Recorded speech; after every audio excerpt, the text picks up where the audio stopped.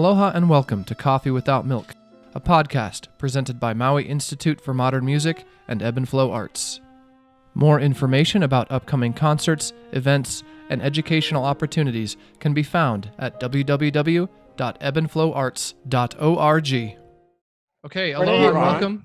All at once now, all at once. Wait. Good evening, Good Loli. evening.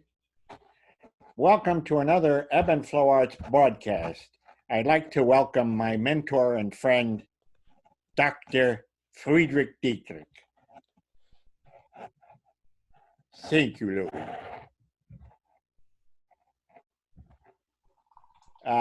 Oh, yes. It's coffee without milk. Doctor, is that really necessary? You're only a puppet, you know. Well, you know, never mind. You have to be cautious.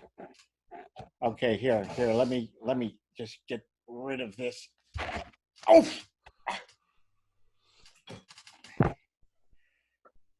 So suppose I'm the customer and you're the waiter. Okay, Lori.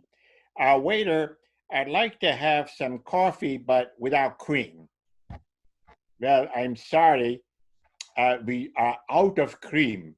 Would you like to have coffee without milk? So that's the joke.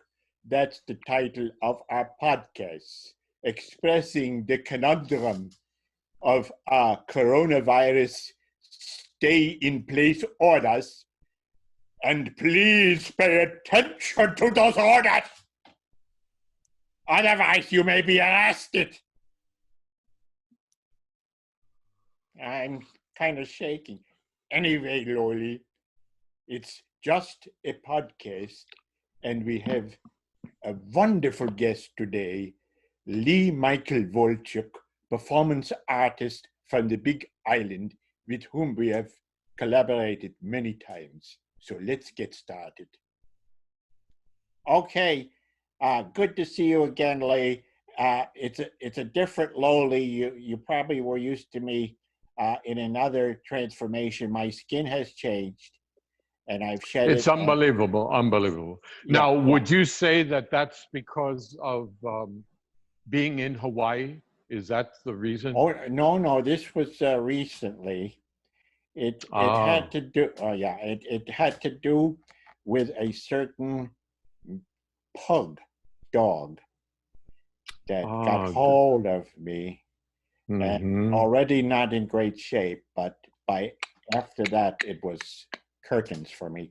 So we had someone make a hand. They made a hand puppet. I see. So your body is basically an old curtain, is what you're saying. Yeah, that's right. That's right. Okay. And Loli, it's the old thing, you know. The body is like the bicycle and the soul is like the rider. Oh, that's deep, Doctor. Well, let's get on with this. Well, then, if we're going to do that and be so deep, we're going to have to bring from the center of the earth, flying through the universes, the sacred kachinas. And really, for those from mainland America, the doll, the kachina doll, is the really first kind of so-called puppet or tiki or image. But you're already 21st century there with your being that type of puppet that you are. But for me, some of the roots, these are cottonwood, and these are fragments of the body put together. And in the spirit of my work, very often the mask, the puppets, my costume, my face are white. And I feel that neutral color or lack of color or all the colors at once give you a chance to express something different. And that's why I introduced this young man, all white. Mm-hmm. You notice his proboscis is protruding there. I'm not sure if that's, you know, Pinocchio grown up or something like that. He maybe told a Or, little lie once. Well, I think more than once. I think more than once. But anyway, that's it. It's the empty canvas of the face and then carried over a little bit more into the mask and the puppet. The same type of thing for a much larger piece. And as you know, working with paper mache, but the creature for me has always been something very interesting from the 70s, that I experienced the dance of the white eagle. And that's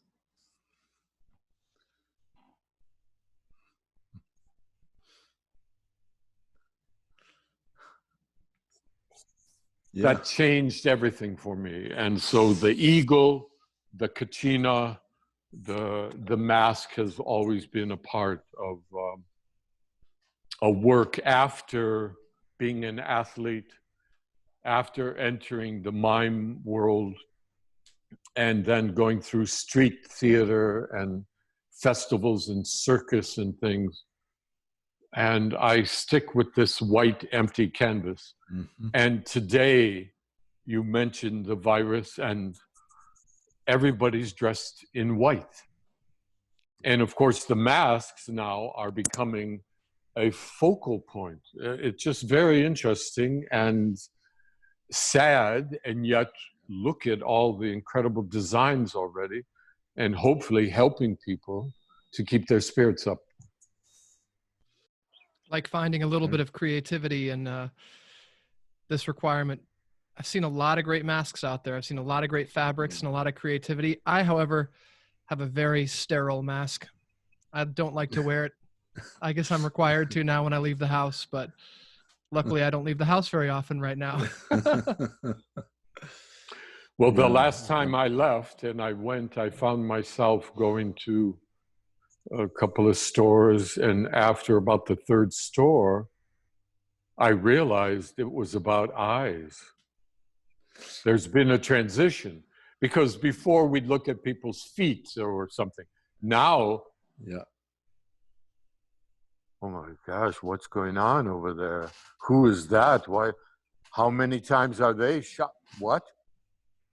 And it's just incredible. I'm interesting amidst the virus and the masks and quarantine. I think something about the eyes. So there has to be a symphony somewhere. Mahler, Chopin didn't write it, but somebody wrote about the eyes. Is that true, Robert? Mm-hmm. Schumann? Yeah. Let me give that more thought, but that's a good point. And well, that's excellent for me to hear, because I was always told as a student and now as a teacher, if you can find a question, then there's a possibility that an idea can come along. Well, what's the aren't there more, Dark Eyes, isn't there? Is a song it's like a folk song, kind of a Russian folk song. Is that what you're thinking? Yes. Mm-hmm. But it's it from may not be like the exact mid-19th title. century. Well, there is a song called Dark Eyes. There is. Okay. Yeah.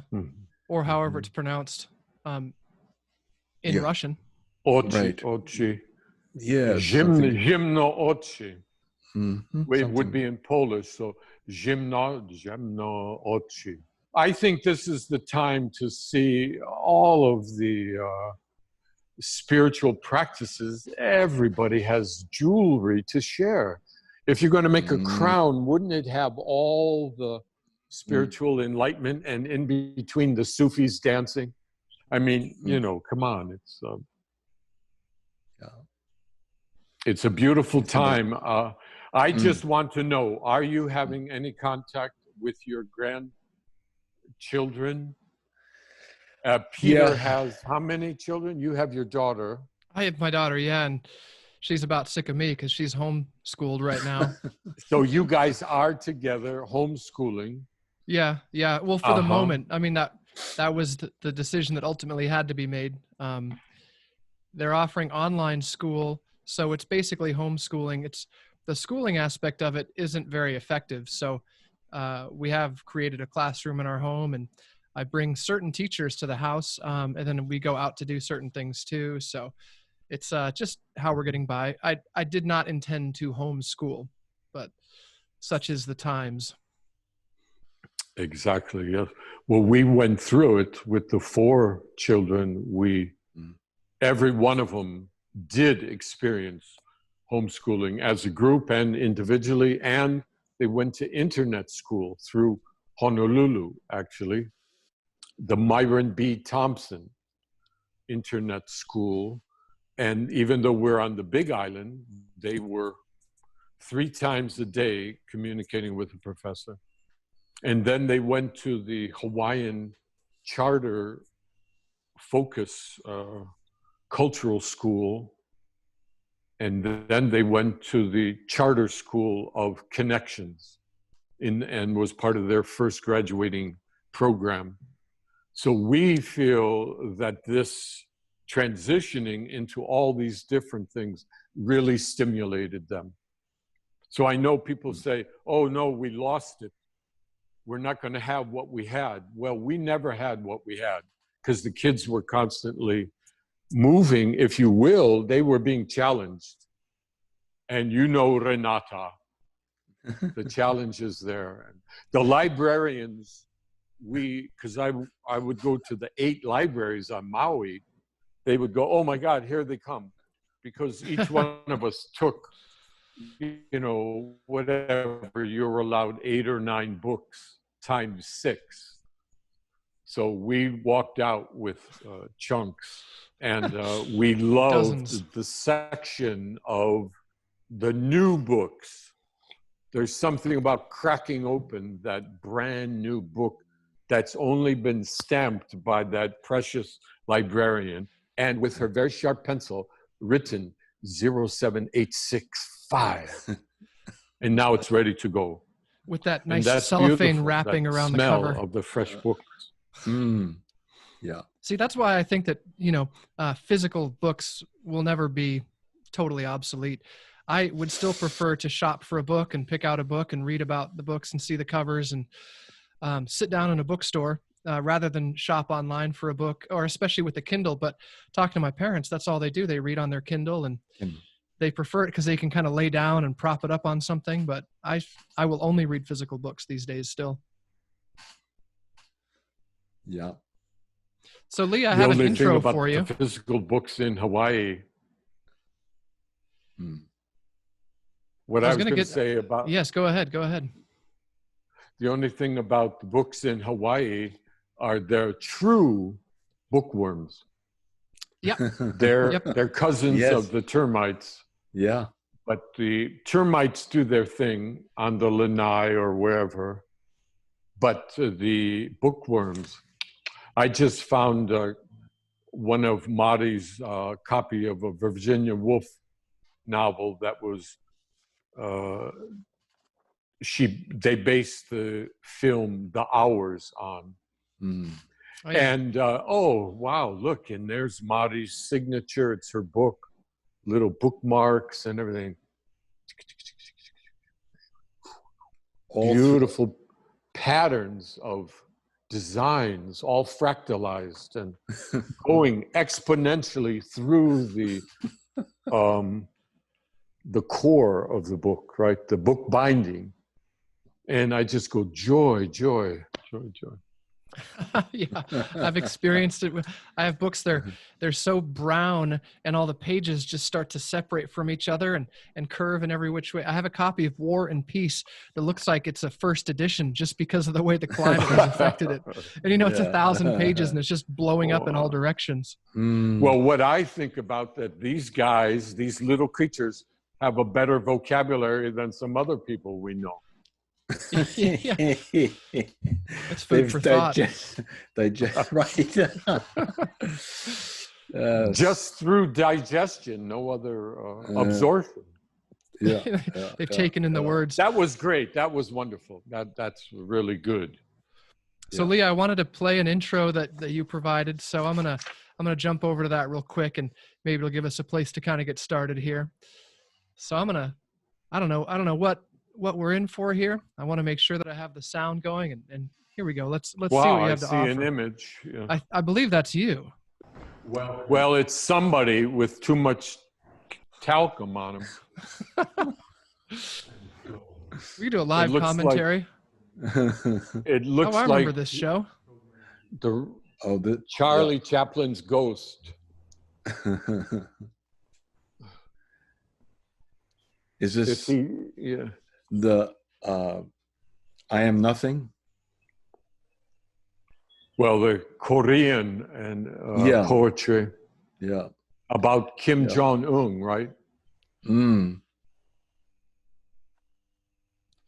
That's nice lighting there. That's interesting. Yeah. Look at that curtain there. But who's that guy back in the...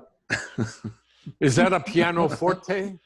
Or is that a synthesizer?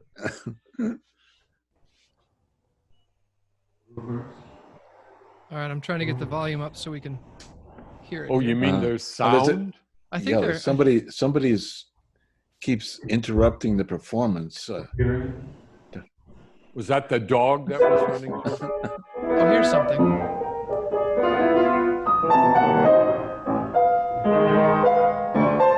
There we go. That was the look.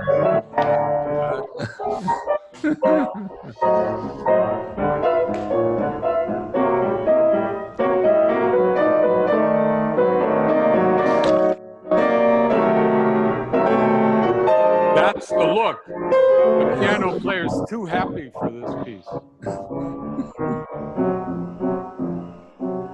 I walk out to an empty field. Of lava?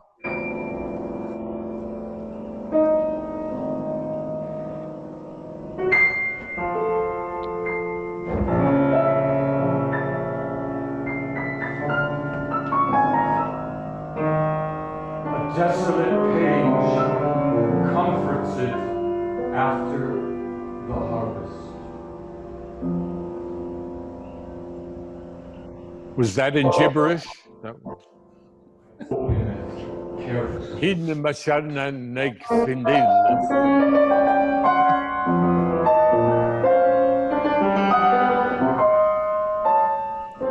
It's the old piano player, the old time piano. Is there any coffee?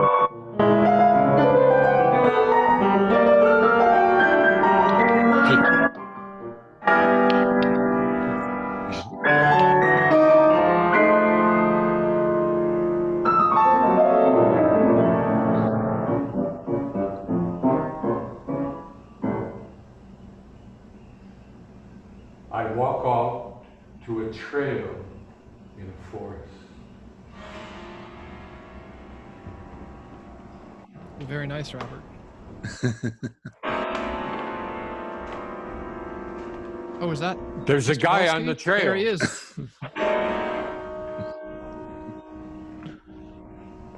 Didn't he read the sign? No trespassing.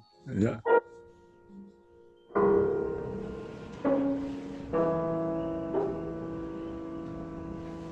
Oh my God, what kind of production? They couldn't even afford it. They couldn't afford ink. The poor guy's a street artist. He had to use water.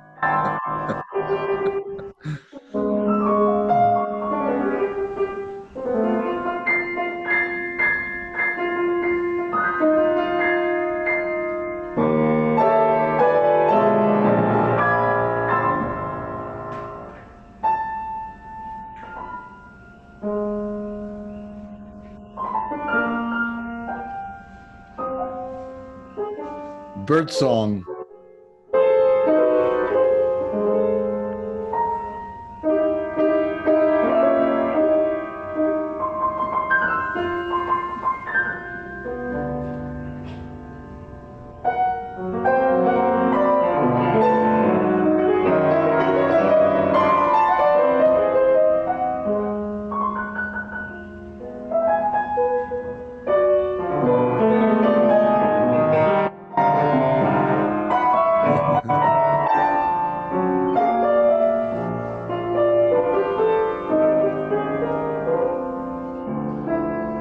I didn't know he was writing a whole symphony. I thought it was a haiku poem.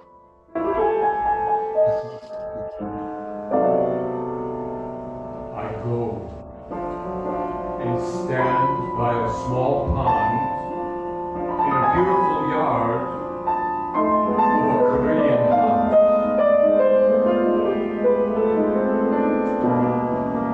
Waiting.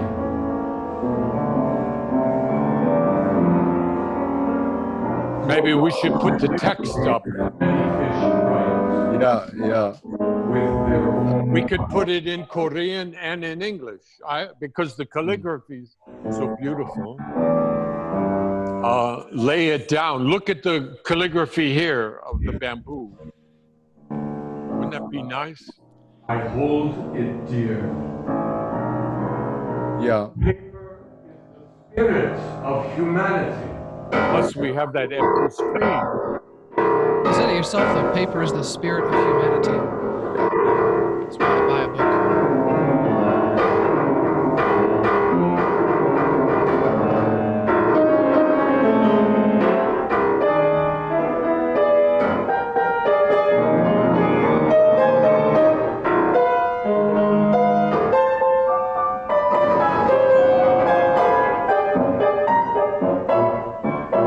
I worship paper as the pure spirit.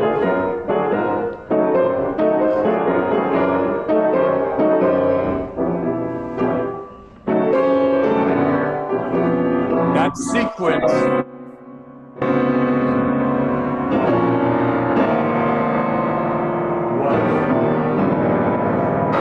What would the poet write on it? What would the poet write on it?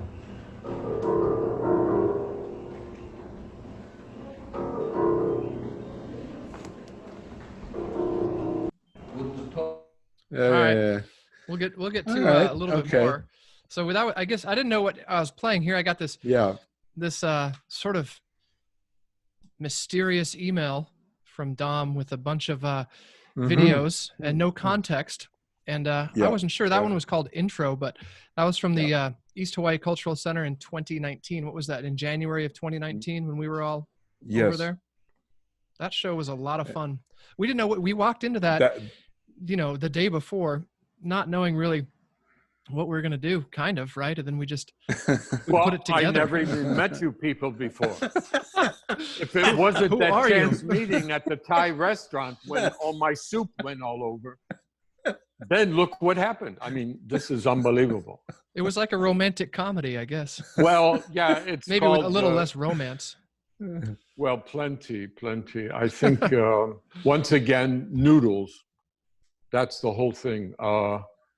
There was the story from Krishnamurti, the great philosopher, and we got to see him in New York at the town hall, actually. He came and he was giving a speech, and he talked about this painting that this young boy grew up with in his room of a beautiful woman, and he began to dream and communicate with this painting. And one day the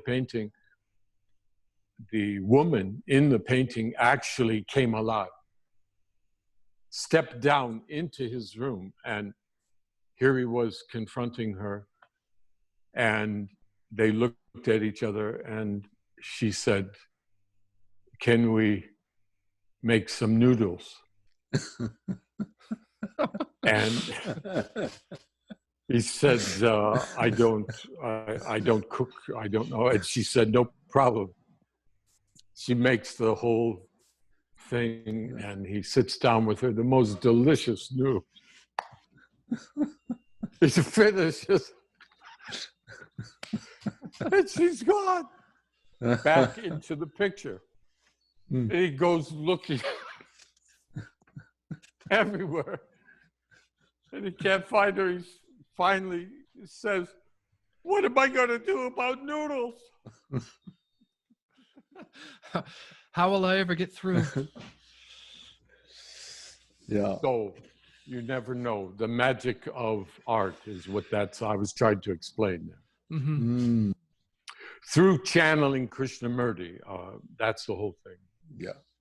I lost my Hindu accent, but my son will dub that. He can dub that in later. Oh yeah, we'll do that. Have him send me the tapes. I'll just put it right in there. Did you ever see The Wizard of Oz at the castle that Maui Academy put on? Peter, no, you were on the mainland. Robert? No. That was about 2002, 2003, 2004, maybe. Were you involved?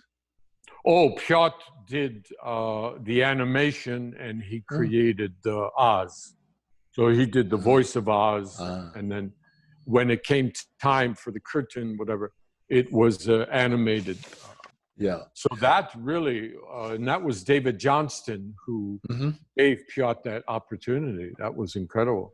That helped him in terms of being a boy in Hawaii, dreaming of going into the world of communication and voice and animation and all of that. So that started on Maui, and that was incredible. David Johnston still is a director for Maui Academy, and well, how is he doing? Work. Because last year I communicated he was still recovering in San Francisco.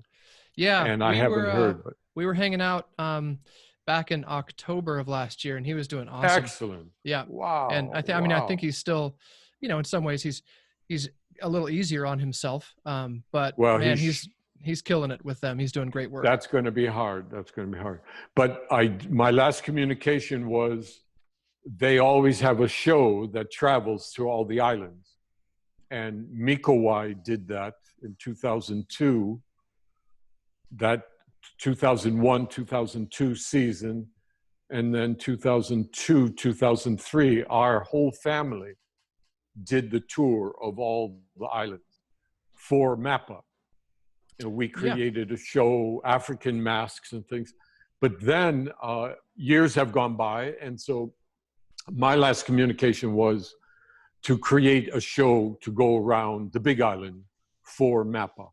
And I was going to do shadow theater. But then it was about David's illness and things. So I haven't, so that needs to be, I need to recommunicate with them. Yeah. They did a traveling show that was written by Kathy Collins, the radio personality, and she does quite a bit of acting too, but she's really something. I didn't see the show, but they travel to all the schools in the state, and I'm not sure. It seems like something they do most years, if not every year. Right. Oh, no, it was actually twice a year, virtually. It was in the fall and then at the end of the school year. That was, when the monies were there, when they could. And they had, from our family, the concept was that I feel that I would push a lot because that was a magic word I learned, ohana. So I would say, this is ohana theater, and it really was. So the next year, I know they tried to create an ohana of young actors that they took on. And I saw them through the years here when they would come to the Big Island. They used all kinds of puppetry, masks, and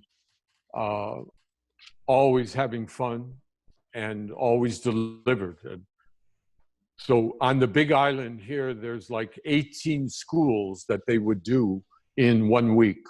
That's what we did. And that's actually how we found Hilo, volcano, Kona. We didn't know anything about it. We thought Maui was the center of the universe because that's what Robert told me. He's usually pretty right.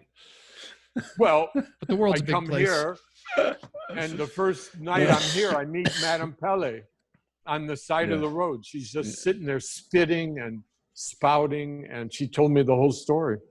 And I was very upset with ebb and flow, but I realized that that's the reality. ebb and flow. Mm. I wanna So hear more about what Madame is Pele there. Kilauea is no longer active? Well, she plummeted. As you know, the Hawaiian calderas, they go up, they do all kinds of bubbling and stuff, but basically it's a question of descent. And right now she's 1,640 some feet deep.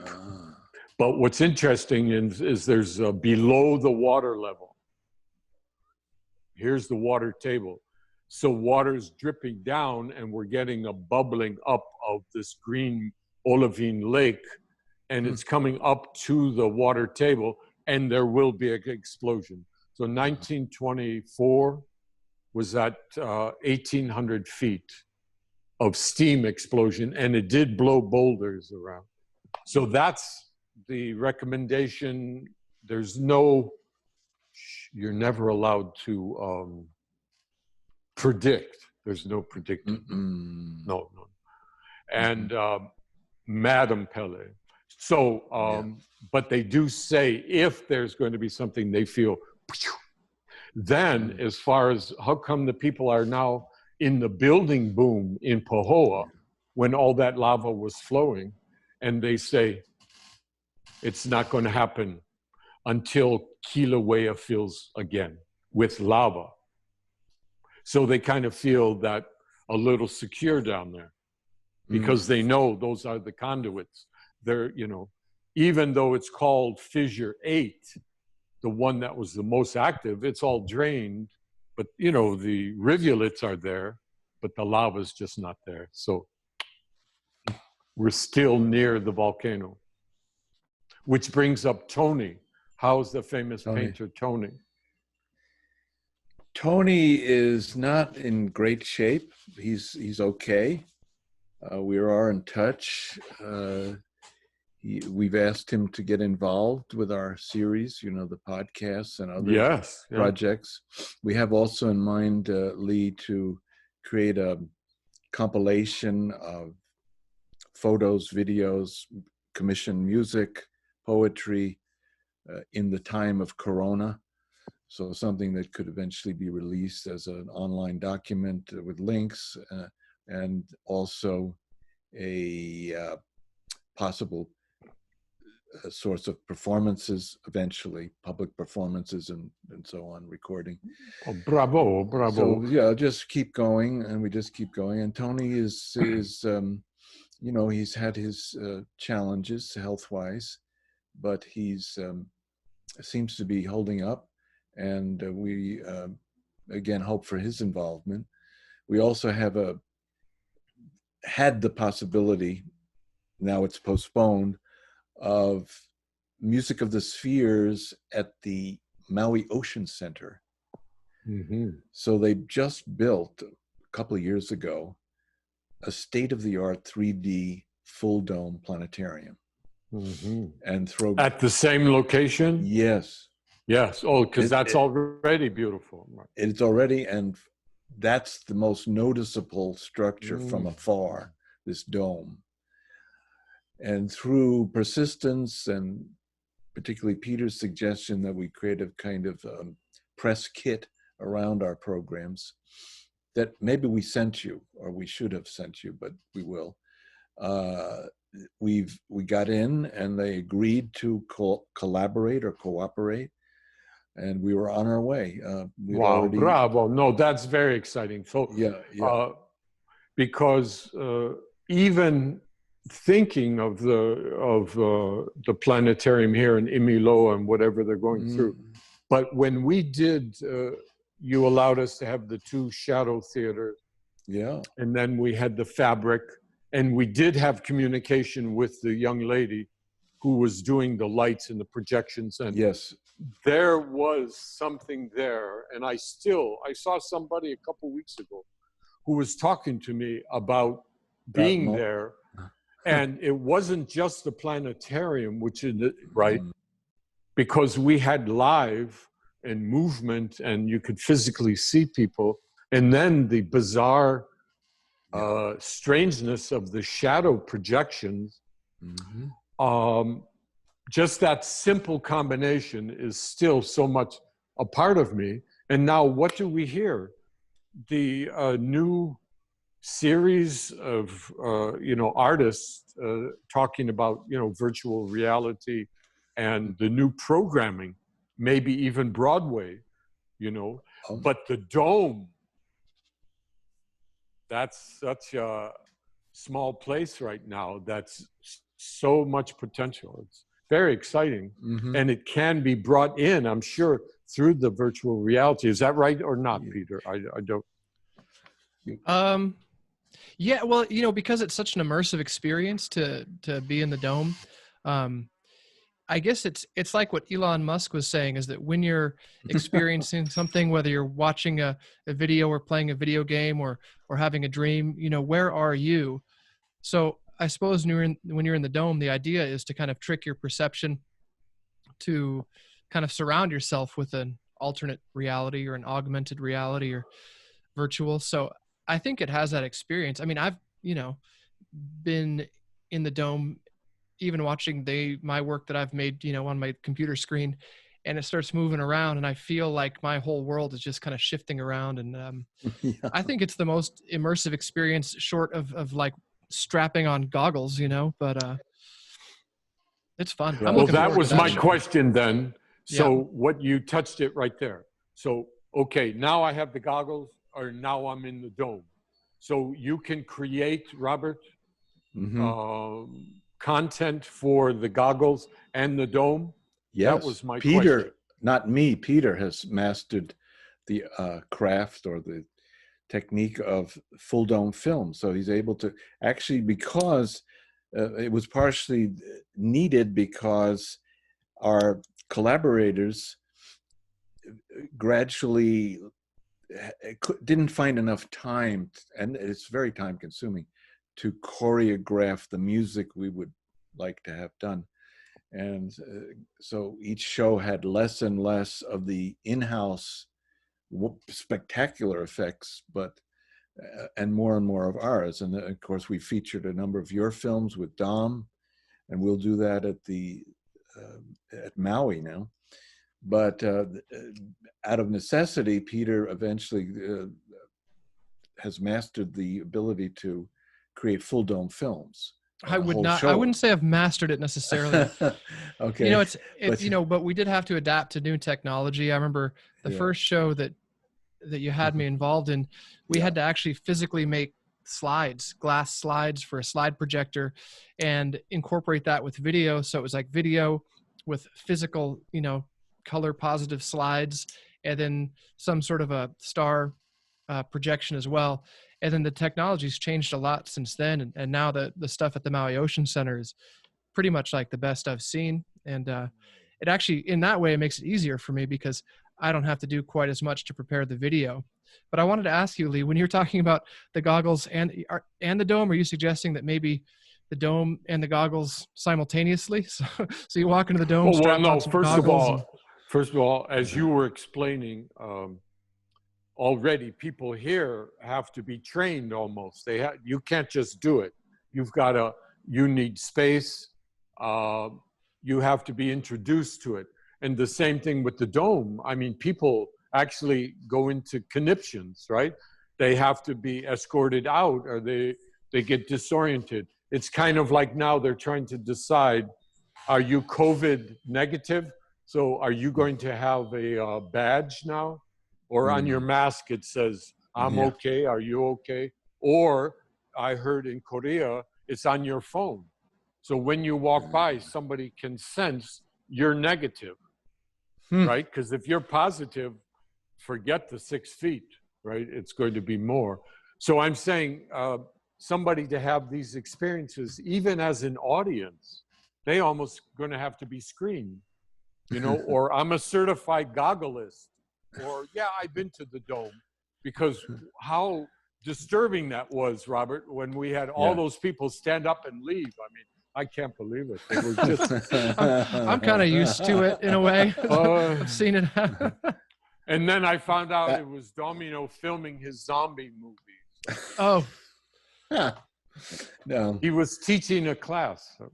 Well, there was that one of the early ones, Peter, with Gary, of cells in the throes of a heart attack, among other images, had Maria very upset at the time.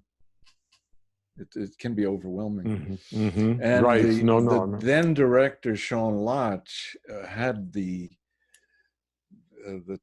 controls really, in the palm of his hand, so to speak. And so we used to joke with him that he's got some kind of ooh-ah machine over there where he, just turning one dial or another, the whole audience would, through the effects he engendered, would, really be in awe. And the only drawback to that being the music was temporarily blocked, but that was proved not to be. But remember, we had full houses there as well. Yes. It was amazing. And we still have full. We've still had full houses up at the Hokulani Imaginarium in Kaneohe that luckily we've been able to collaborate and participate in this spring Paliku festival. Well, but look, Robert, even is it the Tribeca, and the Venice Film Festival, they've already announced that they're going digital. These are digital film festivals, because what does a full house mean anymore? That's why I'm joking about, are you certified? Yeah. If I go to an event, how are you going to sit next to a person anymore? Yeah, true. How are you going to trust that person?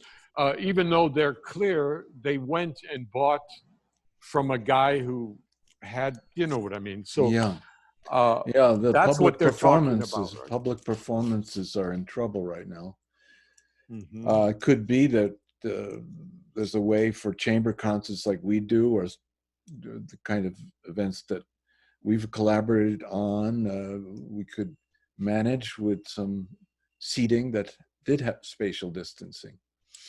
After all, there are events that we've had where spatial distancing was more than required. Yeah, My concerts, just naturally. My first concerts on Maui, had a lot of empty seats. Plenty of air room. That was room for psychic energy. You have to understand that time. Yeah. You people in one of your performances, it would be dangerous if they would have been closed, because too much going on. This is where's this coming from? This isn't Hawaiian. What now? Yes.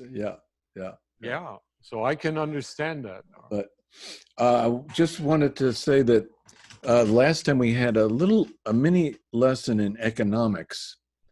And this time, let's just interrupt for a minute or so, because I wanted to show you, you see, this is a Kennedy $50 and a Mexican 20 centavo piece.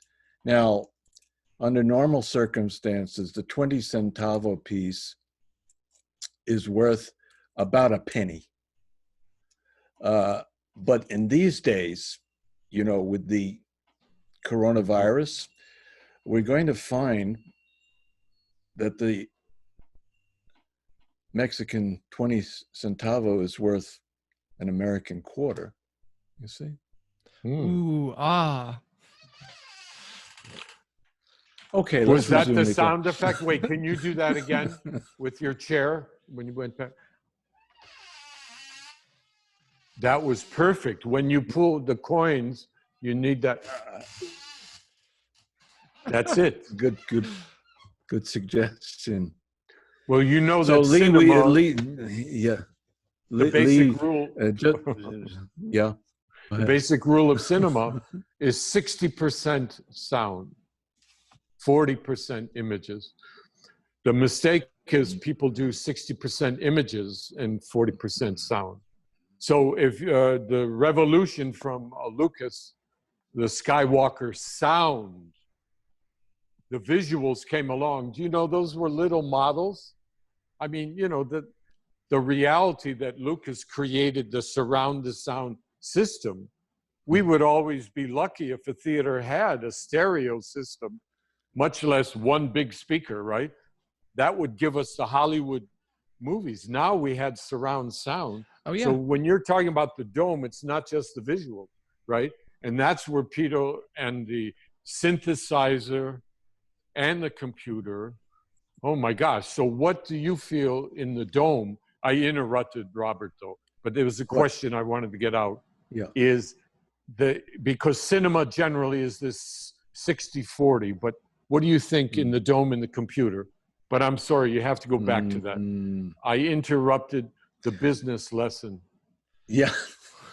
Well, we had a wonderful couple of days at the International Full Dome Film Festival in Maloa some years ago. And that whole thing came up. And because our impression after watching maybe 25, 30 of them was too much information, particularly the sound tracks they laid on, these powerful full dome 3D film, totally immersive film experiences.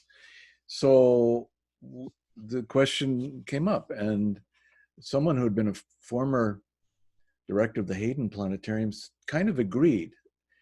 He told us the story that when they first started these full dome films, one of them was a voyage into outer space, maybe a tour of the planets or some such thing, and he recommended no sound, just image, and was roundly vetoed.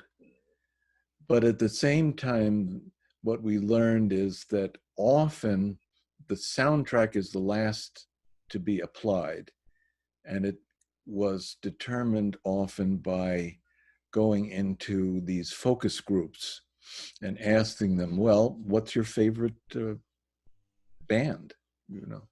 Some would say Pink Floyd or The Who or whatever. And so they would find those tracks and add it to the film without really that much regard. Oh, so it's kind of arbitrarily just applied? That's what they told us. Yeah. And so our approach has been to start with the music, and at the same time not heavy-handed with the music. The music is electronic, which is often quite delicate. It can get dense and loud, but there's a lot of variety and texture. And then the imagery, as you suggest, Lee, is more like in the 40% range. Would that be? Yeah, some of it we just kind of have the planetarium operators improvise too. Yeah, for us, it always starts with the composers and music. And the domes in the environments we've been working, they usually have surround sound. And so it is like that aurally immersive experience too. And I think that the images can only go so far. I think that the 60-40 in Lucasfilms that you're talking about with I guess it was like the THX. Was it like THX was the surround sound? Because I remember some theaters that didn't have THX and they just had speakers like behind the screen, and it was just, you could always tell when it was surround sound. And now you can hear, Godzilla in the next theater over too, and it's making your walls shake. But that 60-40, it could even be like visually, we're not convinced of anything. Maybe this all is a hologram, but suddenly when we have our sound perception, that might be what is anchoring us. So when you have something visually crazy, like our films, combined with something that is like aurally disturbing and wild and avant-garde, people might leave. We've seen it happen. Wow. We've even told people, I remember before the work I did at Polyku, the one that was based on all the radio and video transmissions of Charles Manson, like imagining that the Charles Manson broadcasts were all reaching, out past the Voyager spaceship and reaching would eventually reach an alien civilization. So I did this Charles Manson in space kind of a thing. And we warned people. We said, this is probably not meant for children. And I remember at that moment, half the audience just got up and left. They're like, oh, we have an excuse to get out of here. Well, those with children left, yeah. And there were a lot of children, actually. It was like a Saturday afternoon, so. Yeah. Wow, but how Lee, about... You're now in the dark. I know. I was waiting. Renata okay. had the light, but she's. It's really beautiful. It's very, very moody. Here, actually, I can grab a little more light here. But thank you. Okay. You know, if you want to, I got a little something. If you wanted to check in on that situation we were talking about from the show back at the East Hawaii Cultural Center, I Am Nothing. Yeah. So let's just check that out, and we can kind of take a break Take for a second. Take a break. Do you instead, Peter? What to me made work quite well was the 3 cage pieces. Do you have that one by any chance? Let me just. So let me just introduce this briefly, and by way of just saying that we've worked with Lee over the years. When first he was on Maui, we produced Yellow Sound, this original stage composition by Kandinsky, and then also collaborated in some education programs at Kula School. And sadly, for us, Lee and his family moved to the Big Island, but we retained our collaboration. And so over the years, there have been several collaborations, probably 8 to 10, some at the Imaloa Planetarium, some at the East Hawaii Cultural Center, and they all are in the spirit that Peter was suggesting much earlier, that we have some outline of what we didn't want to do, and then we kind of leave it to Lee. Because Lee, in my opinion, is a true genius at improvisation and spontaneity and making multimedia events happen. And this is by way of his core craft, maybe, and probably Lee, you can elaborate or not, of mask making, but as you'll see in this case, it has to do with his abilities to move and perform as an artist. So what we did was, we had in mind in this same show from January 2019, some pieces that I had prepared for performance by John Cage, music for piano, and there's 80 pieces or more, and we did just 4. And there is an introduction, so you'll see that. And then Lee, again, very much in the spur of the moment, asked to, and we certainly agreed to, move to these pieces. It turns out this is in a tradition between John Cage and Merce Cunningham.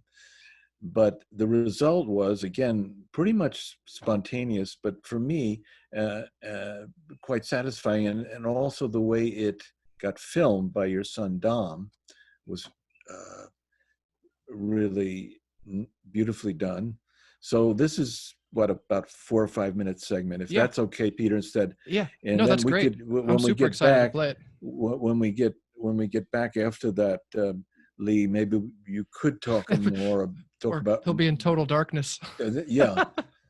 I'll let him get I love the lighting, though. I'll tell you, that's the kind of photography, the image I'm seeing of you, Lee, that's the kind of photography I aspire to do. I never let myself have not enough light. I always have to have more than enough and control it and put light on each side.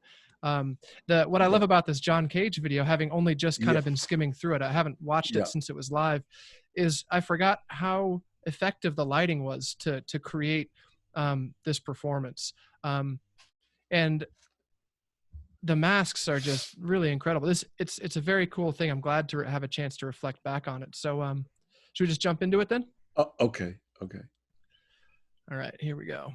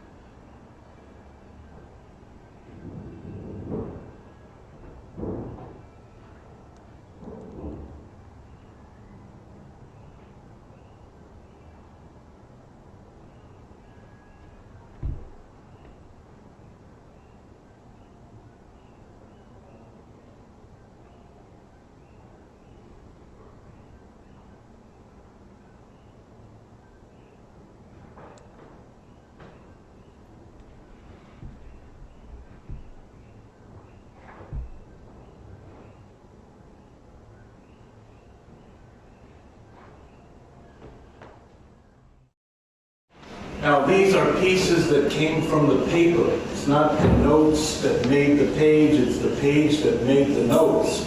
Cage looked at blank pieces of paper, found imperfections, and placed dots where he found them. And he came up with these. He had a great sense of humor, so the last of the series, and it's only 3 or 4 minutes total, the last of the series is piece number 57, which is one note. The one imperfection. In the spirit of the Cage Cunningham collaborations, our wonderful performance artist lead, Walczuk, will move to these pieces.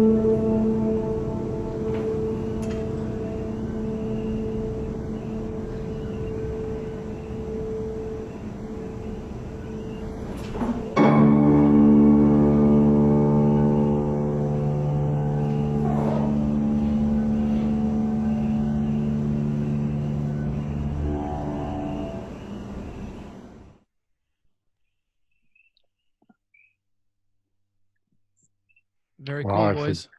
Very cool. Forgot about that ending. Wow. Yes.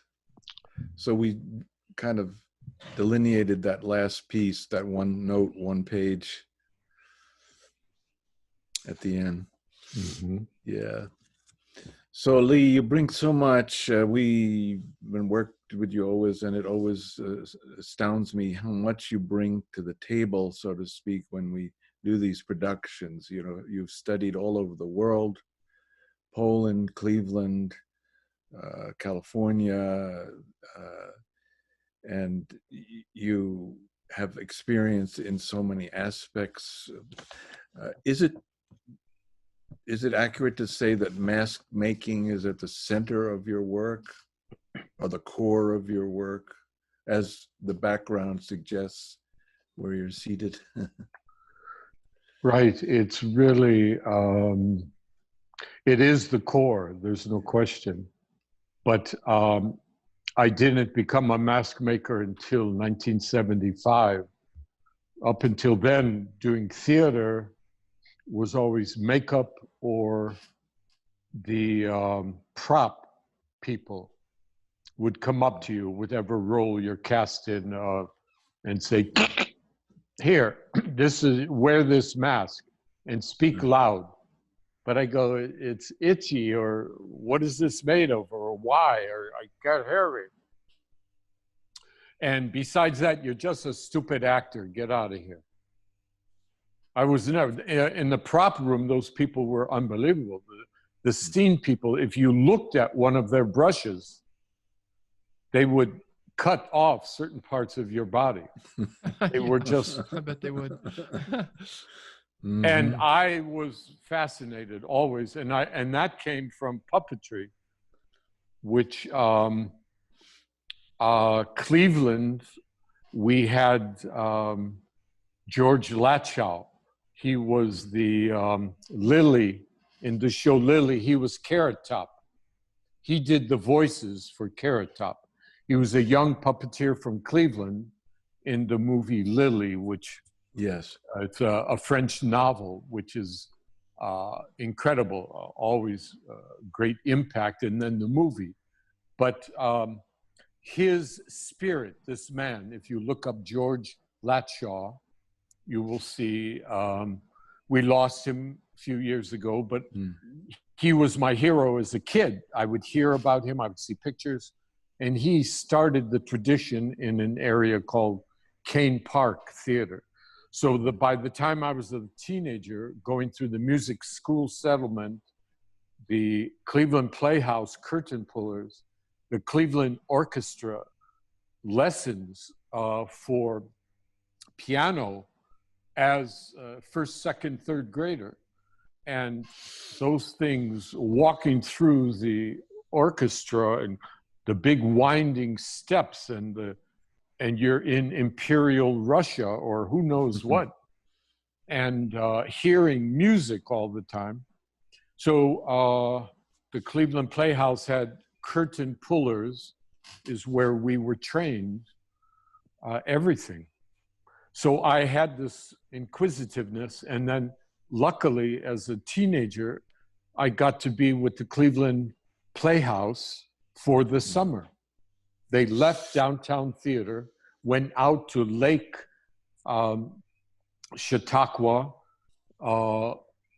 and there, don't know if you've ever heard of Robert, I mentioned before, but Lake Chautauqua was an Episcopalian retreat, and it's between Erie and Buffalo, up in the beautiful mountains, and it's become, through the years, a cultural center. And I actually saw Robert Kennedy come there and give a speech. Miriam Anderson came to sing. I was 15 years old, and she's facing the audience, which is about maybe 400 or 500 people. And she's singing, "He's got the whole world in his hands." And I'm behind her. We only had about 7 seats there. Somehow, we as the kids, the students, got to sit there. And her whole concert, we saw her big, black, beautiful back. But hearing this voice of this powerful singer, do you know who I'm speaking of? Yes. Yes. And she turns around during this song, looks me right in the eye. He's got the whole world in his hand. And I became a believer that an individual could communicate live to another person. I fell in love with the theater. And one of the actors in our company, we did 10 plays, summer stock. And the thing is, husband and wife had a van, and it was full of puppets. And they said, whenever we're not doing a play, that's how we made a living. So it was just so much stimulation way too early. And,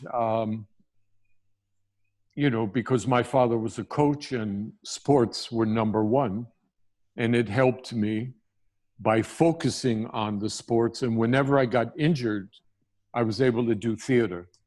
So most of my time when the arts was already filled with suffering. So I was already in. I understood that part. Huh. And your father was an educator as well, though. He was a coach and an educator. Yeah. And he taught from every possible level you can imagine, from kindergarten all the way up through master's degree programs, and attempted the PhD himself in health and education. He was part of President Kennedy's first fitness program. He represented Ohio. Mm-hmm. He was so proud of that. And he was a 1939 national champ in what was called the sprint medley. And they were prepared to go to the Olympics. And they won the pen relays, and they had the fastest time and all of that from Seton Hall University in that state. Is it still there? New Jersey? Yes. New Jersey. As far as we know. South Orange. I don't know. Because I'm worried. I had friends in New Rochelle, and I heard there was a lot of... Yes. And I didn't hear. It's been quiet. But anyway, in Seton Hall, that funny guy with the mustache, the guy with the... So they canceled the Olympics of 1940. Oh, right.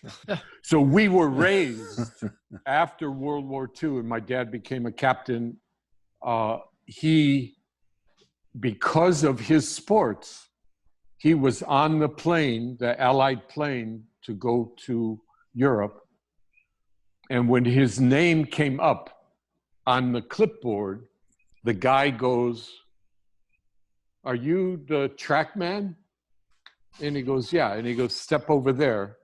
And they made my dad athletic director at Fort Hays in Ohio, which became all the injured, wounded soldiers went to Fort Hays. But along the way were also injured German Nazi soldiers. And Dad used to say how they got to interact with them. Mm-hmm. And he would say, "What are you guys, what are you doing? We're the same age. And why were you guys?" And he goes, "Look, we were forced." And they're showing pictures of his wife and children and mom and dad. And he was talking about that personal relationship. But along the way, at the time of Lou Boudreau and all of that, the Cleveland Indians, world champions, my dad became the radio announcer for the Cleveland Indians for the Armed Force Network. Amazing. So, but it was never career or that's what I'm going to do. Those were things that we would hear about, and it's affected us. He loved theater and allowed me, but he didn't like Hollywood. He didn't like Hollywood. He didn't. Yeah. He loved, so we got to see breasts and buttocks because he allowed us to sneak into the art theater and see European films. So we got to see Bergman and stuff, and not knowing everything what was going on, but they were black and white and they were very different. So Cleveland for me, all the way up until I was 18, was a phenomenal place. And I went to 4 private schools, all Catholic, extremely strict. The Notre Dame, the Ursuline, the nuns, and the Jesuits, and the Holy Cross in the brothers and priests. And they were all focused on education and allowed us to do theater and puppets. And in the 3rd grade, I was imitating Charlie Weaver, Letters from Mama. And not familiar with. Do you remember Charlie Weaver? Vaguely. Right. He was wore glasses, a funny hat, and the farm trousers. I got a letter from Mama. They are cooking broccoli again with macaroni. He would just talk about life on the farm, but he was a comedian, and he was my first interest in trying to be funny. And then, of course, the Show of Shows and Merton Burrell and Jack Benny and those guys, you would see a little bit of them. And then Red Skelton. He was hilarious. And TV, right? Yes. Sunday was the big, oh my gosh, we got to watch the program. It's going to be on, whatever. Ed Sullivan or something. And then Saturday morning cartoons. But we had a thing in Cleveland, a guy named, can't even remember his name now. Here we go, Ghoulardi. So all the ghoul, which today translates as what? The zombies. But they would, the cheap movies used ghoul, and some guy went on TV as a crazy psychiatrist, doctor, and his cameraman would put him live inside the movie. So he's the host, and he would say, and here comes the monster. And he goes, you're nothing. You're not, I don't. And that was unbelievable. Ghoulardi was his name. And he had a buddy called Tim Conway. When Tim Conway decided to go to Los Angeles, he left Cleveland with Ernie Anderson. So Ernie Anderson was Ghoulardi. So I grew up with this incredible, under my blanket, 10 o'clock on Friday night, with the flashlight, listening to Ghoulardi do these beyond the belief, totally unscary, but so funny. And visually, he was way advanced. People didn't know what was going on. That use of the video by just cueing in the second camera, no green screen or anything. So those influences are still there. Yes. So when we saw the piece and you have the image of the mask in the back and all of that, you gave me such an opportunity, Robert, because not only did you mention Merce Cunningham, but John Cage for me was specifically through Carolyn Carlson. And Carolyn Carlson was the primo dancer with Alwyn Nicolai that I met in 1970, and we were dealing with what Peter was talking about earlier, 12 projectors, single frame slide. And we would scratch each slide and put it in individual projector with the circular disc, and those 12 projectors shot onto the actors and very minimal set, and then added with lights. So if you look it up in some places, Alvin Nicolai is considered by some actually the father of psychedelia theater, because he started to show not only so many images, but use of the body. And so I was there not only taking dance classes with the Alwyn Nicolai and Murray Lewis dance companies and choreography with Carolyn Carlson, I was a scholarship student. So I had to do something. And I said, I will take photographs of all the dances.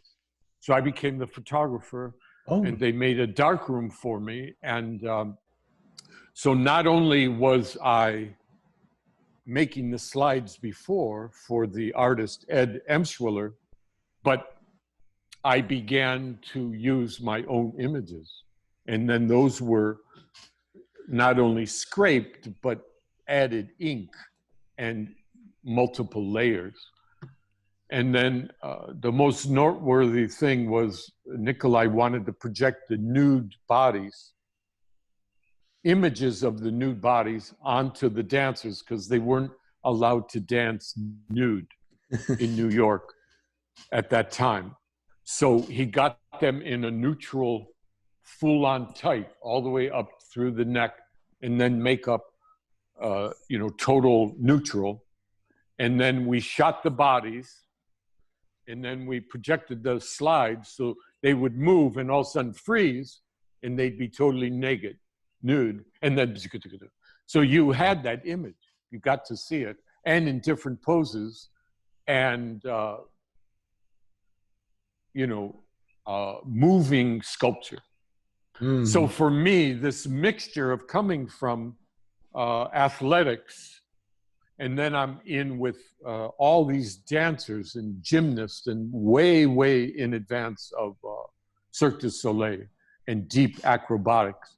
But out of that, within a couple of years, came a couple of rugby players out of Eastern College, and they created Pilobolus. And Pilobolus was the first group of young dancers to not only do beautiful movements, but they merged. You could actually, on the screen, on the stage, see their bones melt together. It was a choreography you'd never seen. So Murray Lewis, when they pre-auditioned, he said, "You guys aren't ready. You shouldn't open at Broadway Academy of Music. You should be at the downtown Y. Don't do it." So they opened, and they became phenomenon beyond belief. There's and this is precursor of Cirque du Soleil. So Pilobolus had about 7 companies traveling the United States, and they became so powerful that out of it they created MOMIX, MOMIX, which is motion mixture, and that's Moses Pendleton. And Moses was one of the founders with Allison Chase of the first group, Pilobolus, which at that time was the smallest known entity of life. Today we know much more, but Pilobolus was important. And then Pilobolus is MOMIX. still active, and I didn't know that. Yeah, they're very MOMIX, active. And I've seen MOMIX before, both at the Joyce Theater and even here on Maui at the Maui Arts and Cultural Center. And now it all makes sense. It's coming clear that MOMIX grew from Pilobolus. Now I see the relationship is super clear. I just never knew that before. Well, that's the founder. Moses went off on his own. So he played, when I was in Paris, actually, at Théâtre de la Ville, and he was doing a very modern, very unusual piece. And just before he was set to go on, his neck went out. That was for Moses, which is common for a lot of actors and things. But for a dancer, it's phenomenal when your nerve is now cut. And I knew some techniques through what's called body weather, which I had learned from a Japanese artist called Tanaka Min. And that's body weather coming out of Butoh. So I applied what I knew from Butoh, and it wasn't working. So one of the dancers came in and just grabbed him and thank you. And he went out. Standing ovation. Teatro de la Ville, full house. Everybody went crazy. Eric Satie. Yeah. So he portrayed in modern dance Eric Satie. And Eric Satie was famous for walking with a cane. And he used that as part of the movement. But that's Moses. Incredible. So Ed Emshwiller, do you know that name? We mentioned him. You've mentioned him before. No, but please. If you type in Emshwiller, there's whole archives now of his work. And I'm involved in a number of the pictures. We filmed Carolyn Carlson and my friend Patrick, who we've had some communication. He's involved in one of Emshwiller's film called Choice, Chance, Woman, Dance. And it's about the relationship between Patrick and his partner, Heather.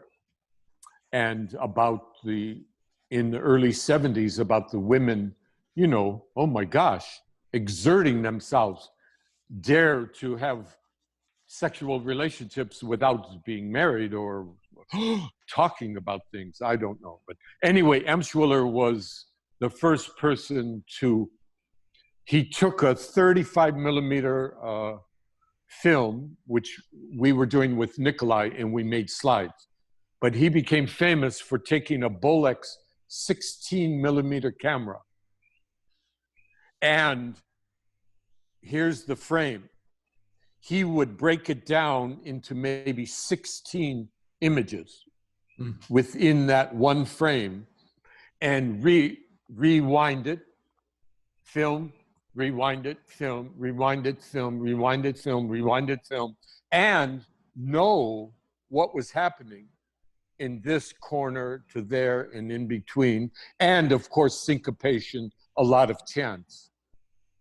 But I never saw that kind of mathematical application, even though I had studied film and sound and camera and worked with directors and actually was in Hollywood studios for 3 years as an intern.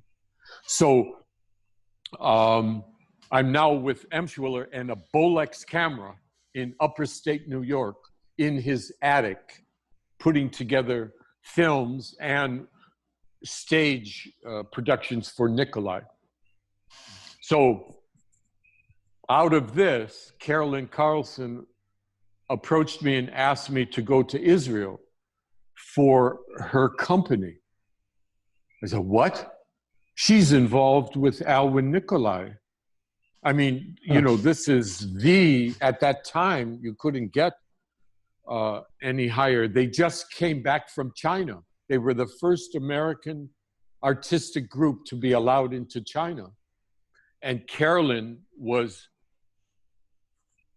dreaming to have her own company, to leave Father Alvin. And that, it was all top secret. But we went to Sarah Lawrence and did a piece called Running, Running, Running. And she had like 18 dancers colliding, going back and forth, jumping over each other, running, running, running, running. Patrick and his wife, Heather, and myself did the music and the sound, which was all percussion.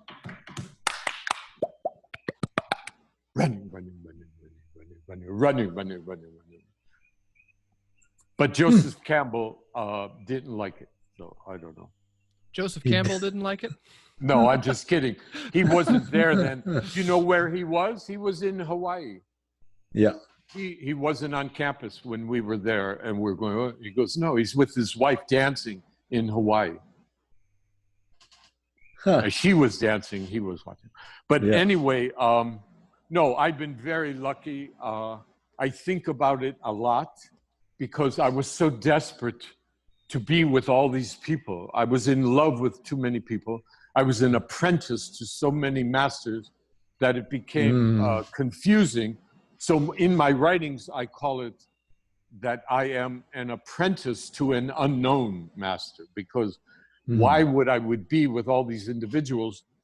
But I learned so much. And the main thing always was discipline beyond belief and simplicity. Mm-hmm.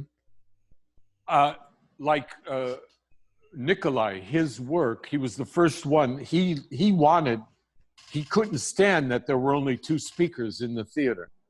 And I think for Broadway, Brooklyn Academy, he set up a number of speakers. But he used the synthesized voice. And I always was intrigued by it. And he got either #1 or one of the first Moog synthesizers. So he got it like 1959, right as early and fresh from the Moog and his synthesizer. So Nikolai was using it. Nobody could understand his sound or what was coming off. He would mix these street sounds of New York. You would hear a car beep, beep, and all of a sudden, so Alwyn Nikolai music is also available to hear. He was, you can't, how to define it, but I would like, if you get a chance. So Nikolai also was a puppeteer as a young person, and he was attracted to movement. And so we communicated. He became, he's beyond the mentor, magician, and yet he was a very real person.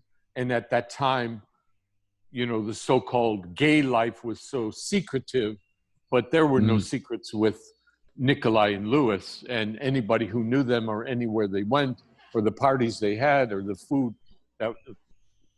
And so that always amazed me too. So he had achieved, I think, a kind of a very peaceful, extremely creative life, beautiful, a great American artist, Alwyn Nikolai. There's no question. Music, choreography, movement, and then, of course, puppetry and masks and all of that were all involved. It sounds but like he was really... Carlson, I never made it to Israel. Carolyn Carlson, for whatever reason, things were happening. And she had great vision to take about 12 of us. And the reason she liked me is I wasn't a great dancer. I was a mover, and she liked that athleticism of movement. And that was a contrast to trained ballet people. And it wasn't until about 7 years later that I seriously took ballet, attempted classes in ballet. But anyway, thank you guys for letting me ramble here. I can't believe it. It's always, again, amazing to hear about your background, and as you are narrating so many influences, renowned and important ones with whom you've collaborated. And again, we're so fortunate that when we can collaborate, and hopefully there will be another one soon. Right now, look at this. Yeah, we're doing it. It's happening. I mean, I love that you just brought up Alvin Nikolai and Ed Emschuler, because those are 2 names that I've run across, and I'm really excited to see what they're doing. So as observers of the world, they found ways to, they were some of the early visual interpreters working with film and later with video and even with computers. Yeah. And I think that their influence on modern art is super understated. It's not even known. It's not known at all, really. But it's all them. Everything was all them. Nikolai did such a thing to theater, to Broadway, and internationally, and affected and created so many students who went on to become choreographers and teachers. That's a whole other thing. Well, I think from that Wisconsin he scratched to the San surface. Francisco. And they all saw such incredible potential in what was being introduced. But like true visionaries. What is happening out there right now? Who's doing this now? I mean, is there even a way to find out? It's almost like they have to do it, and then 50 years later we figure out that they did first something of all, really you have important. to see the film on Merce Cunningham. Have you seen that? Have you seen that yet? It's a film, like a biographical film, or yes. Yes, no, I didn't. Maybe. Oh no, what's it called? It's just, and it's more about Cage and Cunningham, so we learn more about their process and what was going on. But it's extraordinary, and the fact that when Robert, you began this evening and you mentioned his name, it was very much in his spirit of what we did, because he says, I don't choreograph, I don't even dance. You know, I am. Did the film about Merce Cunningham, did it just come out like really recently? Well, we saw it within the past couple of weeks, so it's there's some 3D? interviews with them. There's something about a 3D documentary. Is that right? Is that what you saw? Yes. And that's right on, Robert. If we can end or begin with that piece, because you need to see it. It represents what we're so much talking about. And now that Peter has really touched base with Emshwiller and Nikolai, I think you'll see there's a lot out there. And we've already been touching them and doing it. And it's very exciting now, even more with the dome and the virtual reality, the elements of new forms of storytelling. But I do ask you, please go to YouTube, just released within a matter of minutes, and it's Kozmo Mimzi. It's the new channel, and I thank you. All right. It's right there. We'll find it. Now, that is an attempt to jump out there, and we've been talking about it, but I want you to know, Robert, you're the one that kicked us in the butt. And when we realized it was May Day, we said, May Day, May Day. And it's all because of Renata. She pushed me to this point of exhaustion. I don't even know if I'm going to make it through this podcast.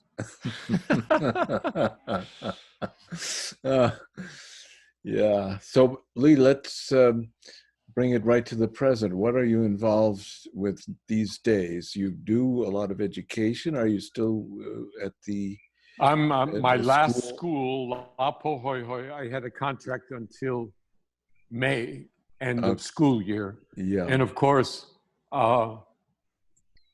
spring break, and it's been over. And they said, sorry, there's no school, there's no salary. Because I was considered, the extra or whatever, extracurricular or something. Yeah. But I was teaching twice a week, over 100 keiki preschool to 6th grade.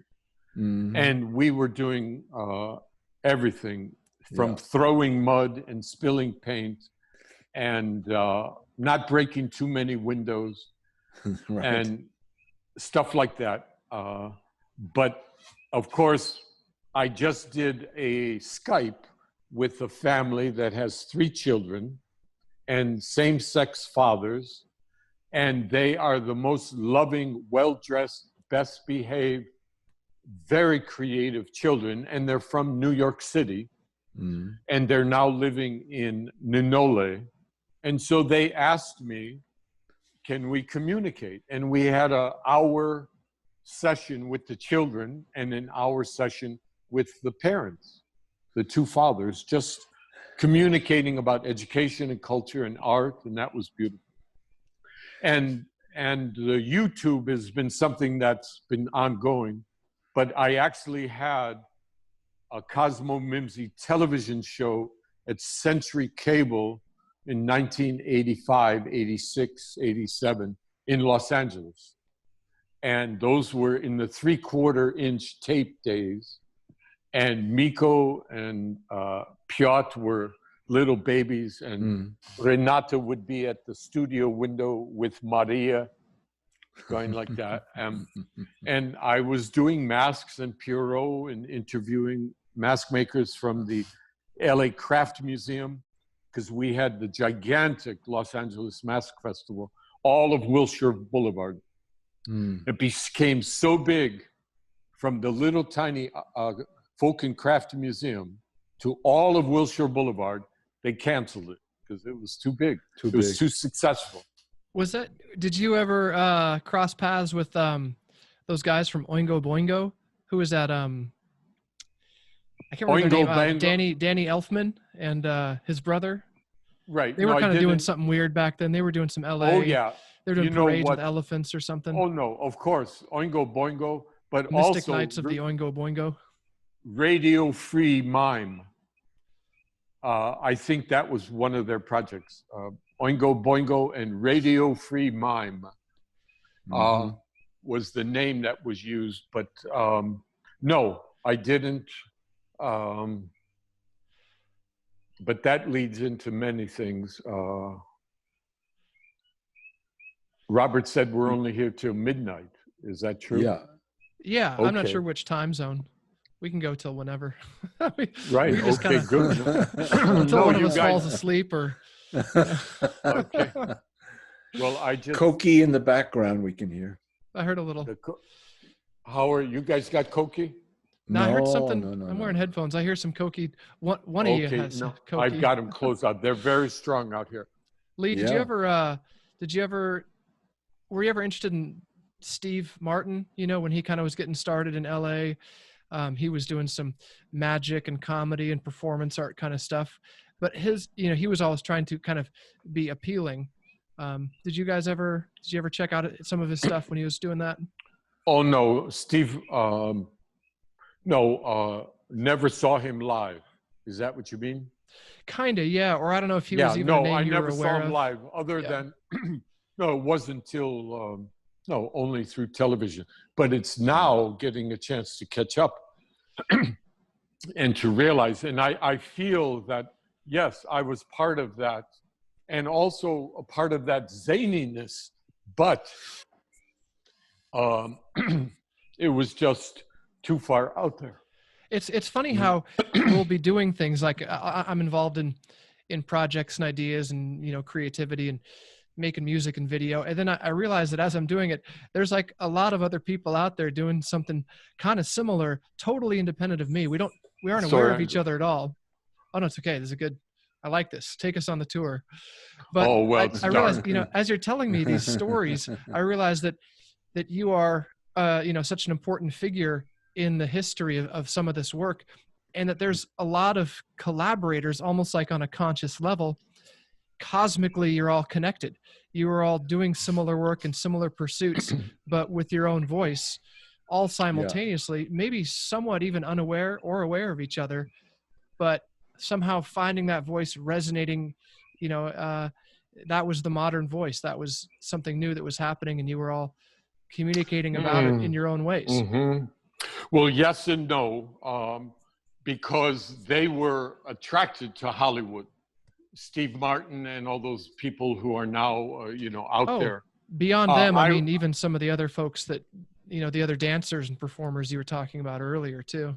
Right. Well, to me, it's evolved, of course, to Cirque Du Soleil, which is the primo, there's never been any performance art project like that in the history of the world, right? There's I guess they have something new in Vegas, or they had or still do. And my parents caught a Cirque du Soleil show, and they said it was pretty avant-garde, really different than some of what they'd expected to see, from their really commercially successful. Well, they're going into VR. They're going into virtual reality, and their shows are already designed with the dimensional lighting and of course, because of all the aerial effects and water and stages that they can even do vertical stages. So they are phenomenal, and they're keeping at the high tech. So yes, but there's another group called Meow Wolf. Are you aware of them? Yeah, my daughter checked out the installation they have in Santa Fe, and I've heard great things about. I guess that's an artistic installation there, but is there also like a group, a performance group associated with that? of course, it's major. It's major. No, they started in Santa Fe. So my kids were raised 3 years in Taos. So for us, Santa Fe was like going to Honolulu.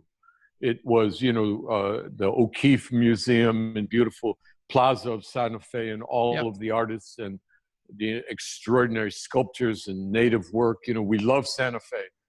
But these were kids similar to Miko and Piot, that kind of early 30s. They were really bored with all their parents.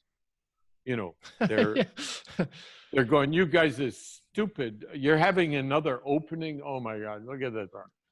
And so these children of the Santa Fe gallery families started hanging out and said, you know, in spite of all this, I like to draw. I like to, here, look, check out my synthesizer.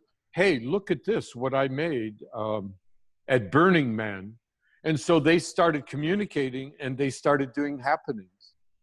And out of this, so Domino and Ruby got involved with Meow Mix or Meow Wolf. And they actually went to their next site, which is Denver.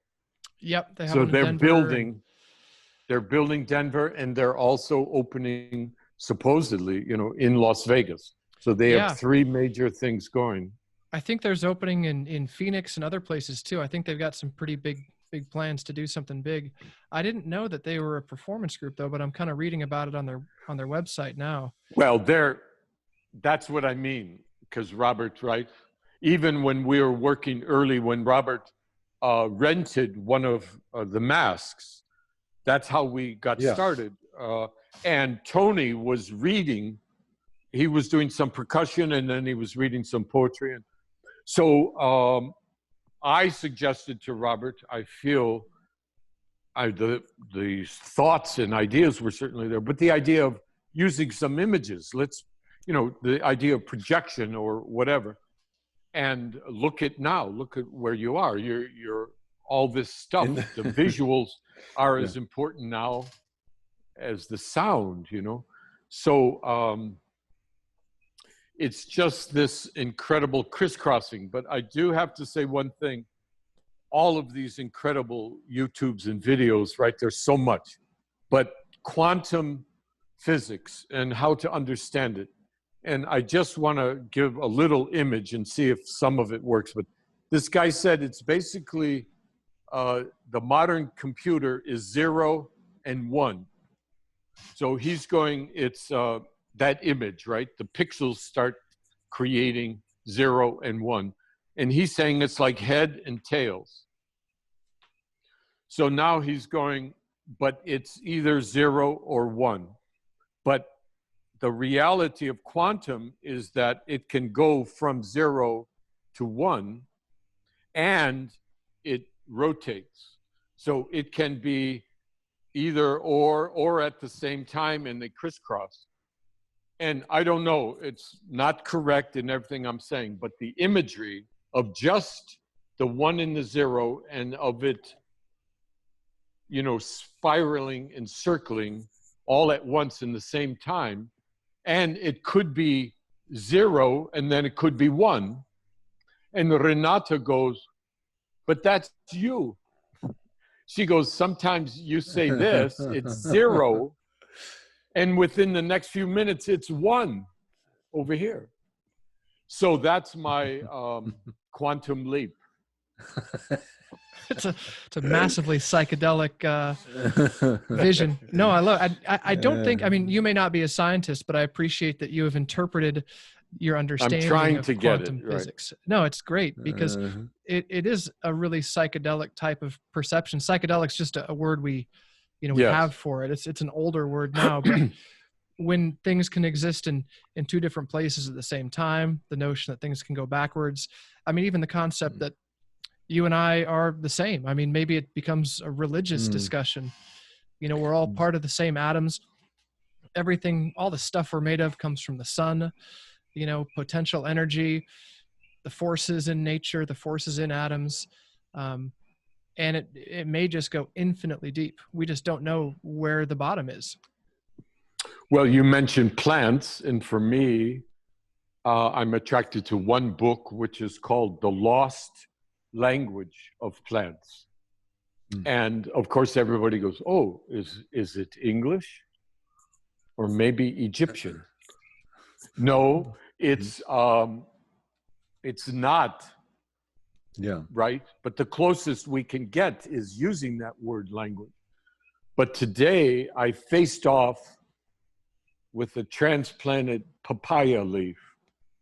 It's about faced off, face to face. So it's about 4 inches, right, the leaf. And I just stayed there as a form of meditation or relaxation or listening to the wind. And we did not speak Russian or even Chinese. There's no language, right? But it's some form of this delicious communication of trillions of things happening. It's just so exciting. So to be at this stage of life, as looking at this young man, Peter, Robert, yeah, it's not fair. It's not fair. I'm catching up. I'm catching up. These young guys, these young guys get all. Well, it's pretty well documented that plants thrive in a musical environment.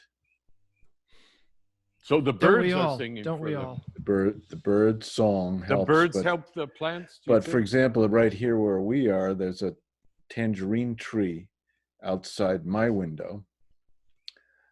And perhaps coincidence, perhaps not, but it happens to be one of the most bounteous, abundant trees for tangerines. Thousands and thousands, as they say, each season, or pretty much all year round. But are you juicing? There's no. It just the last time I was there, I think I had some of your fresh squeezed orange juice. Sure. With a little something extra in there. Yeah, thought you meant the juice. So do you with the vegetables? Do they like your music, or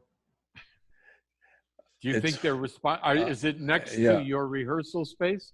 Yeah, it's right side. Yeah. It's within 20 feet. Got to make sure you open the window when you're playing. Yeah. But so, I mean, that makes sense to me, and I've heard that before, but how could music affect a plant? Or is it like the sonic vibrations, or is it well, that's interesting, because Domino said that the reason that plant responded to me was I was providing him with some extra oxygen. Oh, yeah. So I mean, how is that? But that doesn't answer that question. Exhale carbon dioxide. I think that's what you mean. So we could put some speakers on a plant and just grab it and just breathe right into it. And we need a control study. We need this, and we need a control study to kind of compare the two outcomes. Well, you're making me think of the fact of the bees coming. The fact of the birds singing, and they are ritualistic, right? They know when to start the melody, which melody.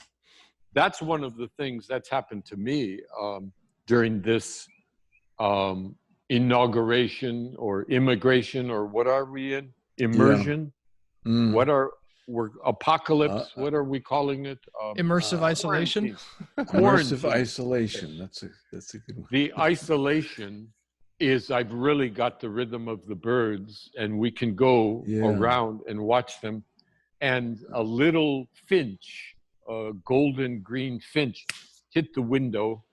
I went down. I got it into a little bucket. I brought it some of my worms and grasses, and he's got these beautiful white circles around, and we were just really having a great time. And about 5 minutes, and then I saw him make a movement towards the dirt. I said, well, that's a good sign. And then all of a sudden, he fluttered his wings, and I took off the screen, and he went off, but in shock. So it was just hit the window, and he was able to recover. So that was lucky bird. Well, lucky bird, but I think he was on his way to a plant, and somehow the house got in the way. He saw a reflection of a plant in the. Actually, it's funny that you mentioned a green finch, because just last week Ruby and I had an experience where there was like a baby green finch that I think had fallen from its nest up in a tree, and it was just in the road, and we were out either for a walk or a run or something, and she just picked the thing up, and it was fully alert, just seemed a little disoriented, and brought it up to a tree, and it just kind of like hung out with her and didn't want to leave her finger, you know, and it was so cute. It was just like a little fluffy little ball, but it did eventually flap its wings and get out of there. But you said green finch, and I'm thinking, wow, this just must be the time of green finches. Okay, and I found the shell from one of the nests. I don't know, they're so tiny, very tiny little eggs. It was unbelievable. And it was, I just had the half of it. But speaking of tiny birds, we're watching the documentary about Cuba. And Cuba is one of the pristine islands, a group of islands in the planet right now, because Castro couldn't afford any pharmaceuticals. So they're, they went after the sugar cane. They're organic. Cuba's an organic set of islands in many ways, except where we might have set off some bombs or something, or Spanish war shells are still there.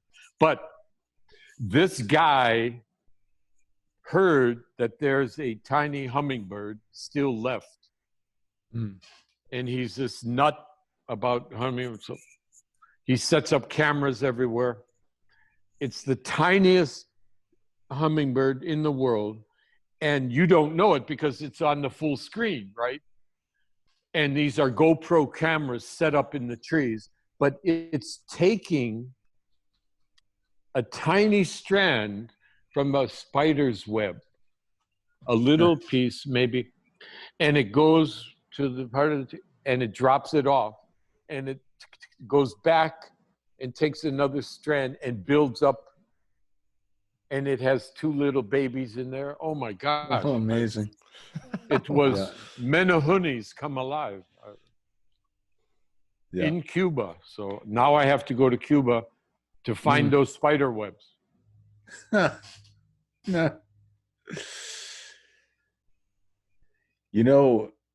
Why don't we kind of end up with one more segment from the show? What do you think, Lee? Yes. No, thank you. That would be good. Peter, the one that struck me as well is called A Dwelling, and that was about the wind. And remind us who your partner was in the lovely woman who was your partner in that show. Yes, Christy. Yes, she's the educator for the preschool. She's still active there. I spoke to her a while ago. She said everything's okay, and so I have no idea. She has Christy Hayden or Haida. It's a Haidek. It's a Czech, right? It's a Czech name, and then she married a Hindu, but they have since separated. So that's why I was confused. She was using but she has a beautiful daughter. Oh my gosh! Oh, these were pieces. She was at the show, the daughter, or was she in one of the movies? Was her daughter in one of the films you guys produced with us? Or I knew that you had a really nice cast of some of the people you'd worked with, and right. I'm not. Oh, okay.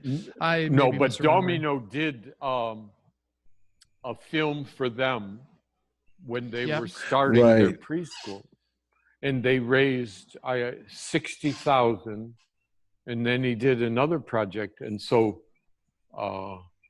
we're very proud of that connection with those guys. But what's going on right now, I just don't know. All I can tell you, I just went for my yearly medical, and of course people are coughing all over and wheelchairs, and I came in and they said, "What are you doing here? You're so healthy.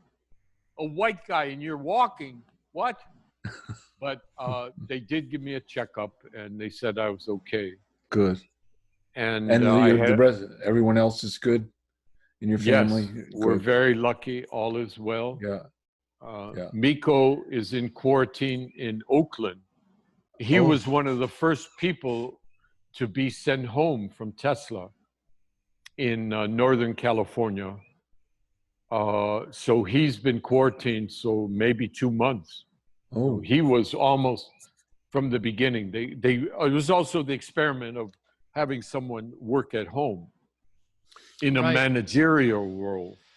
And then, of course, you know that Musk is pissed off because they won't. And he feels that he has adequate safety measures for his workers. And sounds like he's on his way to Mars, Elon. Or some people will be kicking him in the butt to get him out there. I don't know. He's selling everything. He's selling? Yeah, that's what he says. He's selling his house, his wealth, his belongings. He's had it. Well, his last public statements were pretty heavy, right? Yeah. Didn't he? He really went off. Yeah. And fascism. He actually used So he Well, he may go back to South Africa. I mean, I don't know. Anyway. But this piece is this other work we did is called A Dwelling. It's a let's bring it piano back. piece. It's a piano piece by William Anderson, and this is part of a series. And Peter, your work was in the show as well. Did you check that out? The recording we could also broadcast. The only work? thing is that it doesn't start quite at the beginning. There was a little editing glitch where the very beginning is the end of another segment. Oh, yeah, that's all right. No, I don't think I have that one recorded, but I have A Dwelling all ready to go. You want to check it out? A Dwelling, and then we could even include yours as well if you don't mind that glitch. But A Dwelling, again, is pretty self-explanatory. And so let's pretty much end with this, and then we can say our goodbyes after. And Peter, if you can line up the other one, yours, that's another 3 minutes or so, but whatever you like. Yeah, okay. Well, we'll come back. I'll introduce Is that it real okay, quick, Lee? and then, No, perfect. Thank you very much. All right. All right, so here we go. Stand by. We got A Dwelling. So this is again from our show at the East Hawaii Cultural Center in January 2019. It was a great show. A dwelling. A dwelling. The wind has died down. At last, the empty air is the only thing one can lean on.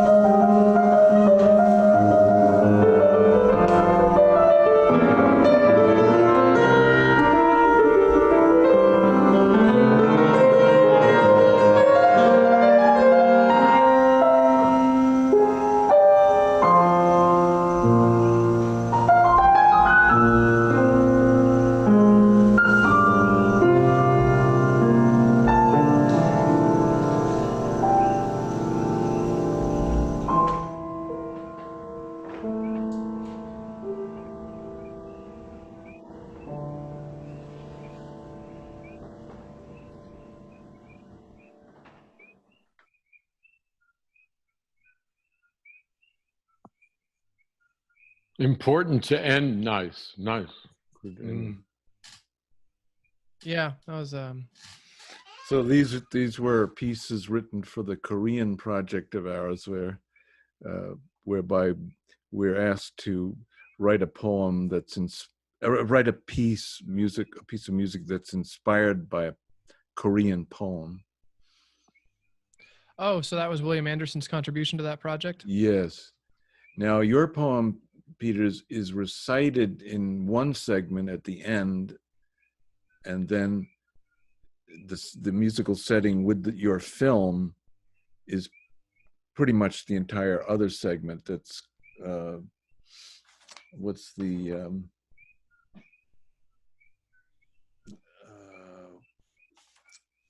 trying to remember the title that Dom put on it.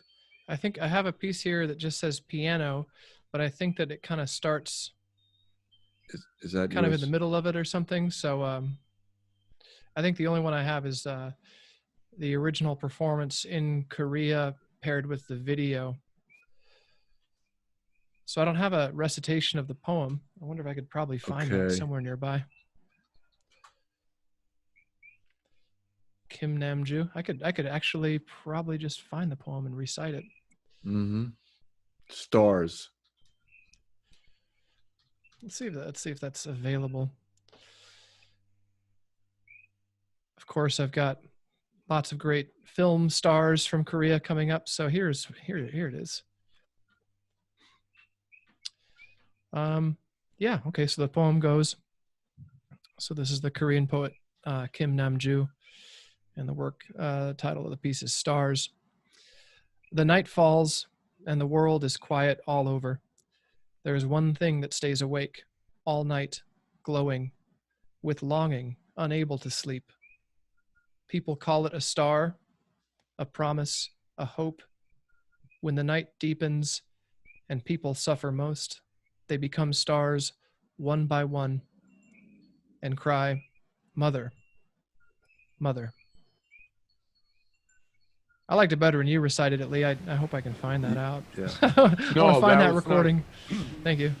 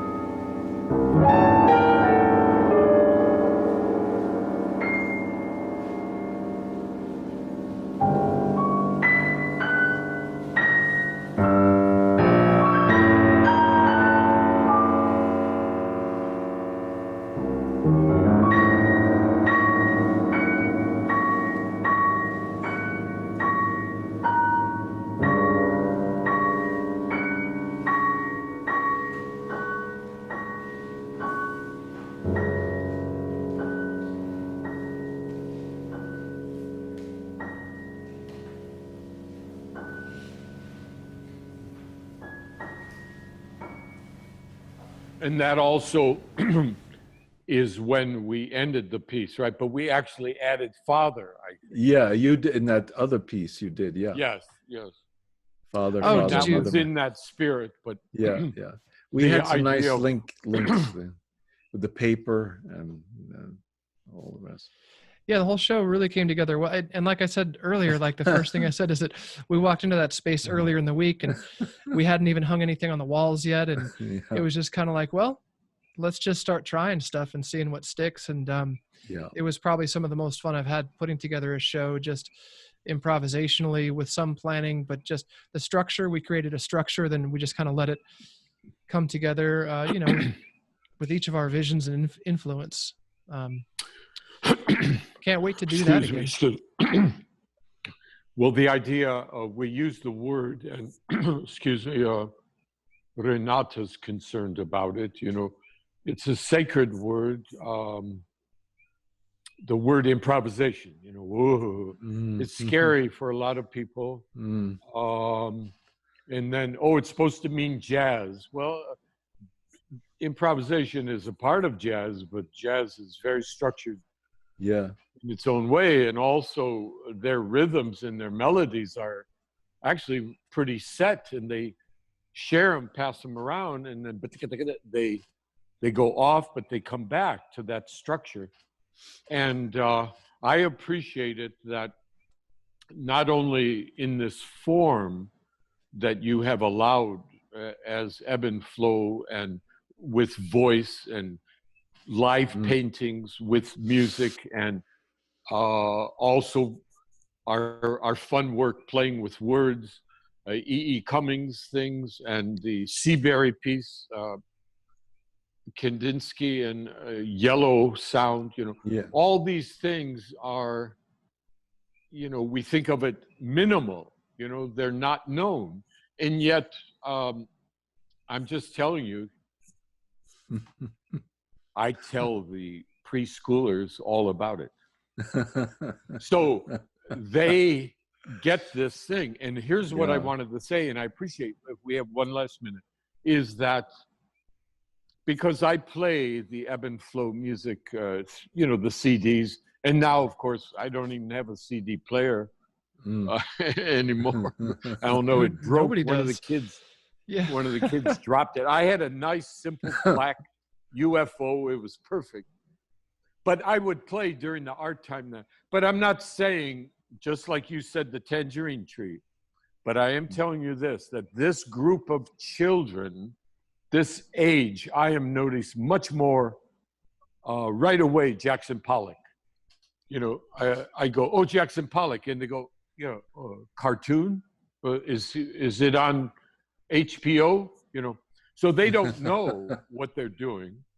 But the reality that the spray and the thing and the fingers and so modern art, when it fractured through the consciousness, and the musicians seem to be, and you know more history than me, seem to be ahead of the visualists. Now, I don't know, because you have photography, you have beginning of sound and record players and invention of motion pictures and the industrial thing.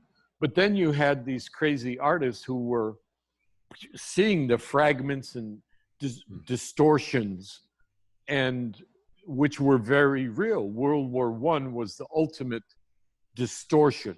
And out of that didn't come, classical music, came this cacophony and it wasn't for the masses, but the individuals who picked up on it and pointing. How dare you make a painting with just pointing or notes scattered, using silence or no beginning, or so this fragmentation, which we now know is quantum. So we didn't even know we were making the leap, and now it's clear. That's why I was saying I was jealous of Peter and the younger kids coming up, because it's clear. I think it's clear. We struggled through so much, through, Henry Miller saying some nasty words in a air-conditioned nightmare. Oh my God, how ridiculous. You know, an American author from Brooklyn novels banned in his own country, much less James Joyce, using words that were totally synthesized of 13 different cultures at once in one sentence. What? That's quantum writing. So we are at a place now where I just feel, boing, it's normal. And yet we know it's not everywhere, that. There isn't a quantum cafe. We have all this vocabulary, and you know, the post World War I kind of futurist and Dadaist kind of art. We have all that vocabulary at our disposal, but I feel like a lot of the emerging artists, they're not using it. They're still trying to push the envelope in their own way to develop their own vocabulary. It couldn't exist without everything that's happened up until this moment. But the quantum art of the future, we don't even know what that will look or sound like. Whatever happens next is only going to be determined by those that are, you know, trying to push out of, we don't even see it as a box, but it's their box, you know, that they still have to get out of and emerge and come through with a new vision and a new voice. And you can't even imagine. It's sort of like trying to imagine what happens down there in the quantum. It's whatever these artists are going to do on their own independently, but also in reference to everything that's happened historically up until this very moment when they have the vision, you know, and they are visionaries, and they rely maybe a lot on the technology of the times, but also they're finding new ways to manipulate the technology, just like composers and artists have done, you know, so much of in the last 100 or 200 years. Is they take the technology that's available and they push it beyond its limits, and that it's kind of keeps the technology in check too, just to see, well, what is it really capable of? And a Cirque du Soleil VR experience sounds like that is something that, I mean, that I haven't seen it or experienced it. Sounds like it could be really, really cool.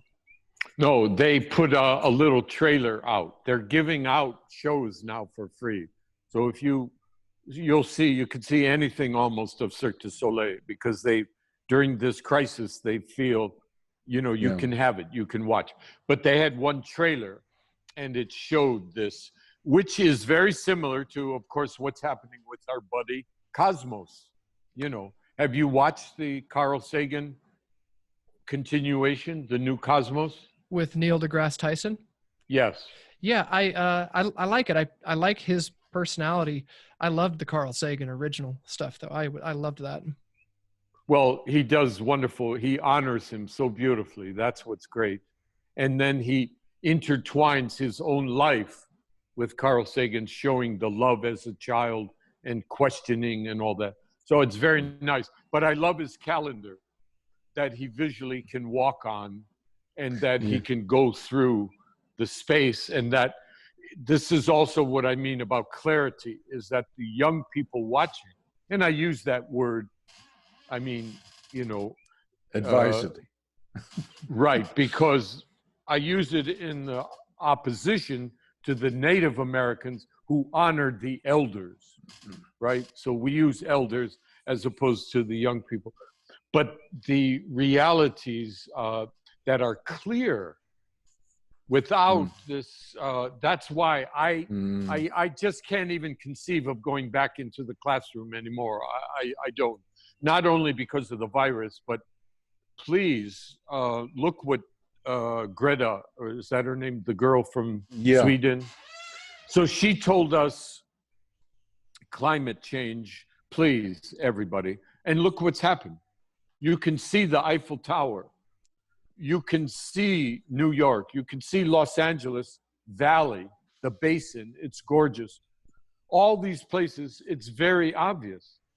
But where's the Greta who's talking about the poverty and the children without clean water and the disparity? Now we understand the climate. If we don't deal with that, that's really, really wrong, because it's clear, it's showing.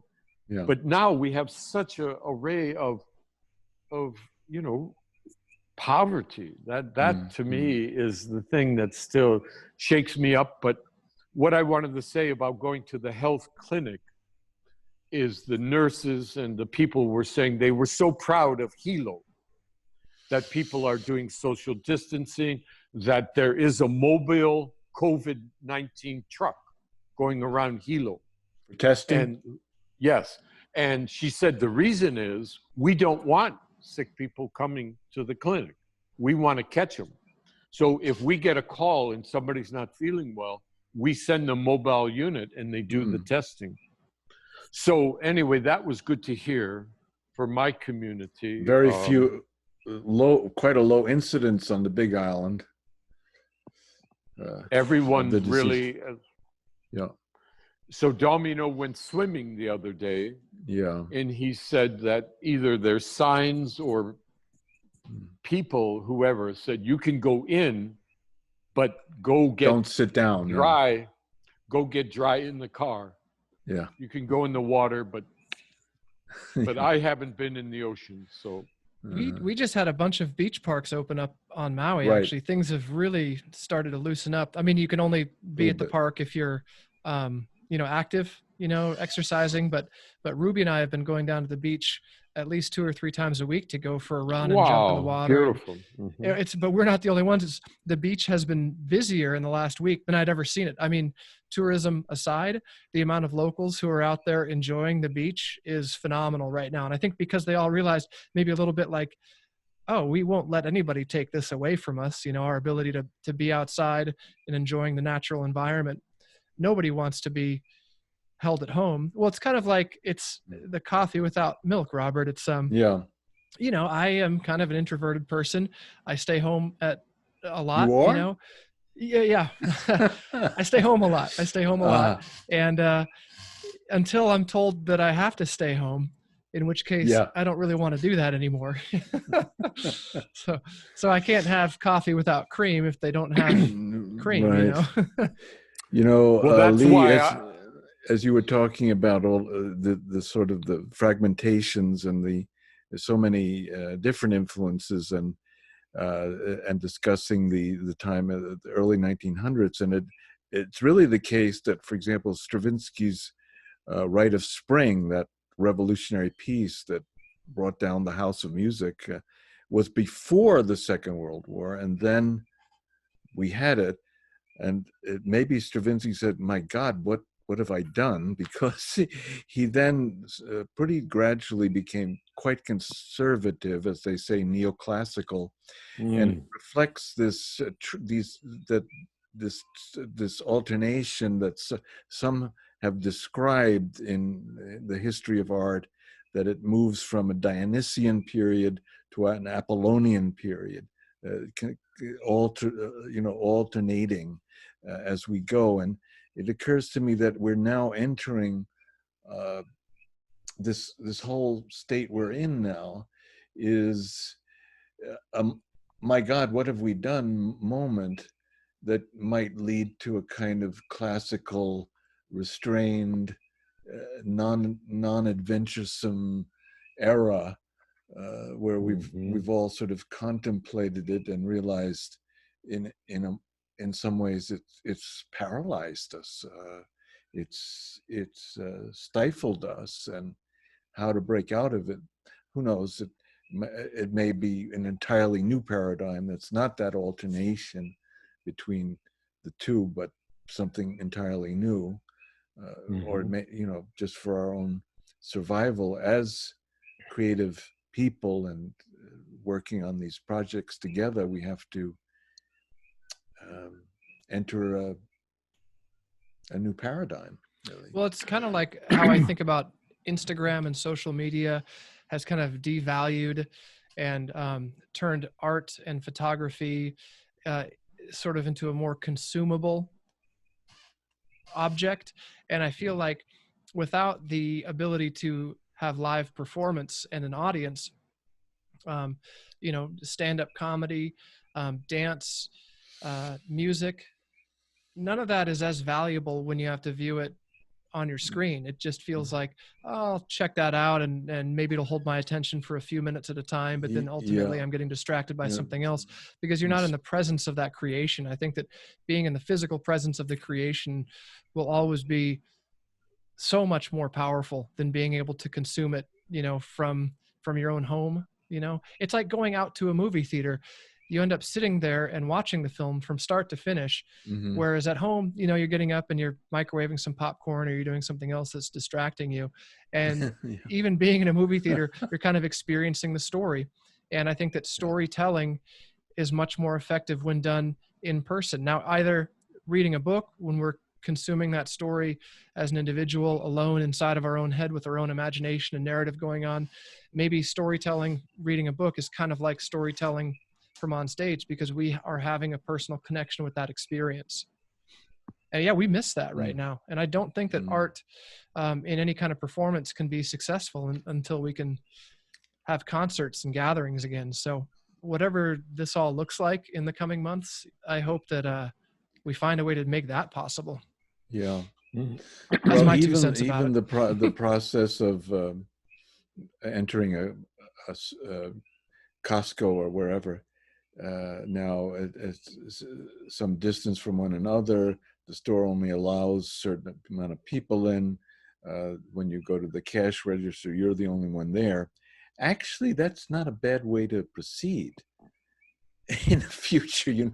Things are so overwrought these days, and now they say as soon as they open up some of these places that they're going to be overrun, but there's a certain restraint maybe that's called for at this point in general.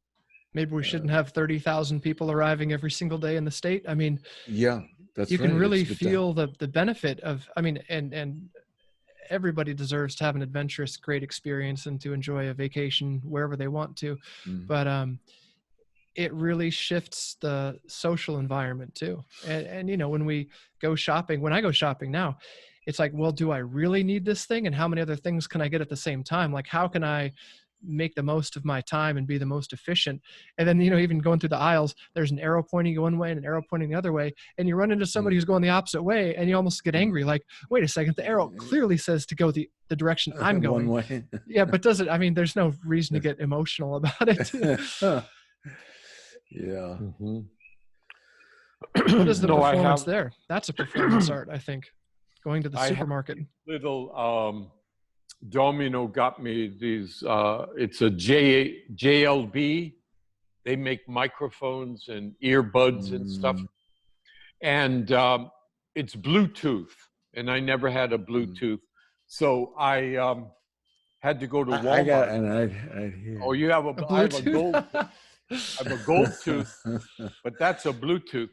And so I went to Walmart with the Bluetooth, listening to Miles Davis the whole time. And I had such an incredible Walmart experience. I can't believe it. I cannot believe it. I was listening to one of my favorite pieces,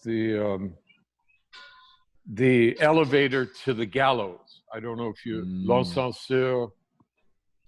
I forget what it is in French, but it's a classic. Miles Davis, probably 58 or 59. I don't know. The avant-garde filmmakers who were doing very realistic docudrama things, they asked him to create a soundtrack. And it was the first and structured but improvised to the images. They allowed him to go. And it's called Elevators to the Gallows. Jean Moreau, the actress, plays black and white. The film is basic, but with Miles Davis, there's a soundtrack that was so, talking about music, images connecting. And yet now it's a piece that's part of the jazz repertoire. So people play it and then go off, in their own. So Miles is gone. but they still have the music and they can take it and you go off. And I love the film, so I can see the film, and yet it goes to new places, right? And here I am. Oh, bananas, 49 cents a piece. Oh, I never knew Walmart was so cool. I go, this is great. But what I wanted to say is when I got in line, the girl is waving and making, and I'm going, and I used to see all the kids like that. And here she is yelling at me that I'm supposed to be 6 feet back. Oh. And they have markers there. Yeah. There's an X or something. And I was like 2 feet away and she was screaming, yelling, and whoo. So that was already aggression. At least you didn't get a citation, at least. No. Good. I lucked out. Well, it seems to me like, we need to do a new version of Ascenseur pour l'échafaud. I think I'm reading it in French, but ascension or the elevator, lift to the scaffold. Yes, elevator to the gallows. We need to just start filming our everyday life. We'll put a GoPro on and we'll just start breaking all the rules, and we'll just cue in some Miles Davis and everybody's waving their hands frantically, and we're breaking out of the box. Or out of the quantum circle that's flipping it back. The span of all the dimensions. And exponentially, that's the thing. When you put quantum and then exponentially, that's so exciting. And that allows you to go into, I think, for me, it's helped me understand now more synthetic music, synthesized music, because of the theremin, that I have the Moog theremin, and I just have so much fun. I actually every once in a while feel I'm a musician. Because I get the. Do you have the physical device with like the rod and stuff? You have the physical. Oh yeah, it has the 2 antennas, and it's. Did you ever see? Beautiful. Did you ever see the like the classical musician type virtuosos of that instrument? Oh no, they can do symphonies. It's crazy. They can sing individual songs. It's incredible, right? It's electronic violin, whatever. That the inventor of that was, I want to say he was apprehended and carted back to Russia. I think he was suspected of being a spy, or he was involved with the KGB or something like that. He invented the bug, didn't he? The bugging device. It might have been that. And there's a facility in Kazan, Russia that we visited where they continued to experiment with his work, aligning visual with sound, and they had a device at the time that could somehow translate your name into a visual structure, colors, I think, and they logged every known performance of Scriabin's Prometheus. That was their main task. It's called the Prometheus Institute. And of course, they were really helped and supplemented our knowledge on how to proceed with yellow sound. And the now deceased director, Bulat Golayev, was very excited that we had produced our own version of Prometheus on a volcano. Oh yeah, He's very happy with that. Was that the one with Tony Wallman? Yeah. And that's when Tony got angry with us, because that's right when we were deciding, and he goes, Madame Pelle's going to get you. He goes, the lava's going to come and it's going to flow. Yeah, he was. Don't go. Yes, he was upset at the time. And who knows? Who has the time to be chauvinistic about one or the other islands, But Anyway, it all worked out, Lee, and we really look forward to our next collaboration, and maybe through this creative medium. And please think of, in the time of Corona, we'd like to have you include we would like to include a project of yours in, it could be a film perhaps, and but we will keep in touch, stay well, and shall we finish the podcast? Sounds great, gentlemen. Please subscribe. I love it. A lot of fun. Yes, Kozmo Mimzi. Yeah, and so what we'll do, Lee, is we'll drop some links into our video description on YouTube, and we'll try to get that linked in. And oh, good. Thank you. That's what I was going to ask you. That's what I have to learn about. That's going to be exciting. Because there's so much to share as we begin to speak. I go, oh my gosh, yeah. And so links. Well, we should do this again, because I didn't even get to ask you half the stuff I wanted to. So well, part 2 to follow. Okay, very good. We'll do it again in a couple of weeks or something. Sleep well tonight. Okay, Lee. May I just mention real quick, I've slept better in the last couple of weeks than I ever have, and I've had the most vivid dreams. Yes. I have been going places in my dreams. And so this is what they're alone. It's a thing. No. This is what they're saying now, and that's a great ending for us, I think, is that we were talking about it today, that, okay, you're having these dreams, I'm having these dreams, we are connected, we are one, we have all those things, and then the cosmic, quantum, exponential, you know what I mean? But through this,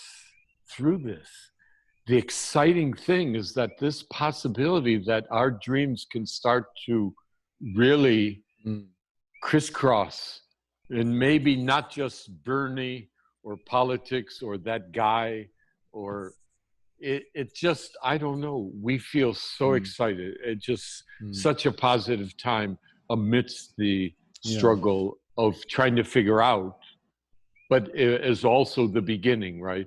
It's not just the handkerchief and sneezing. There's much more going on.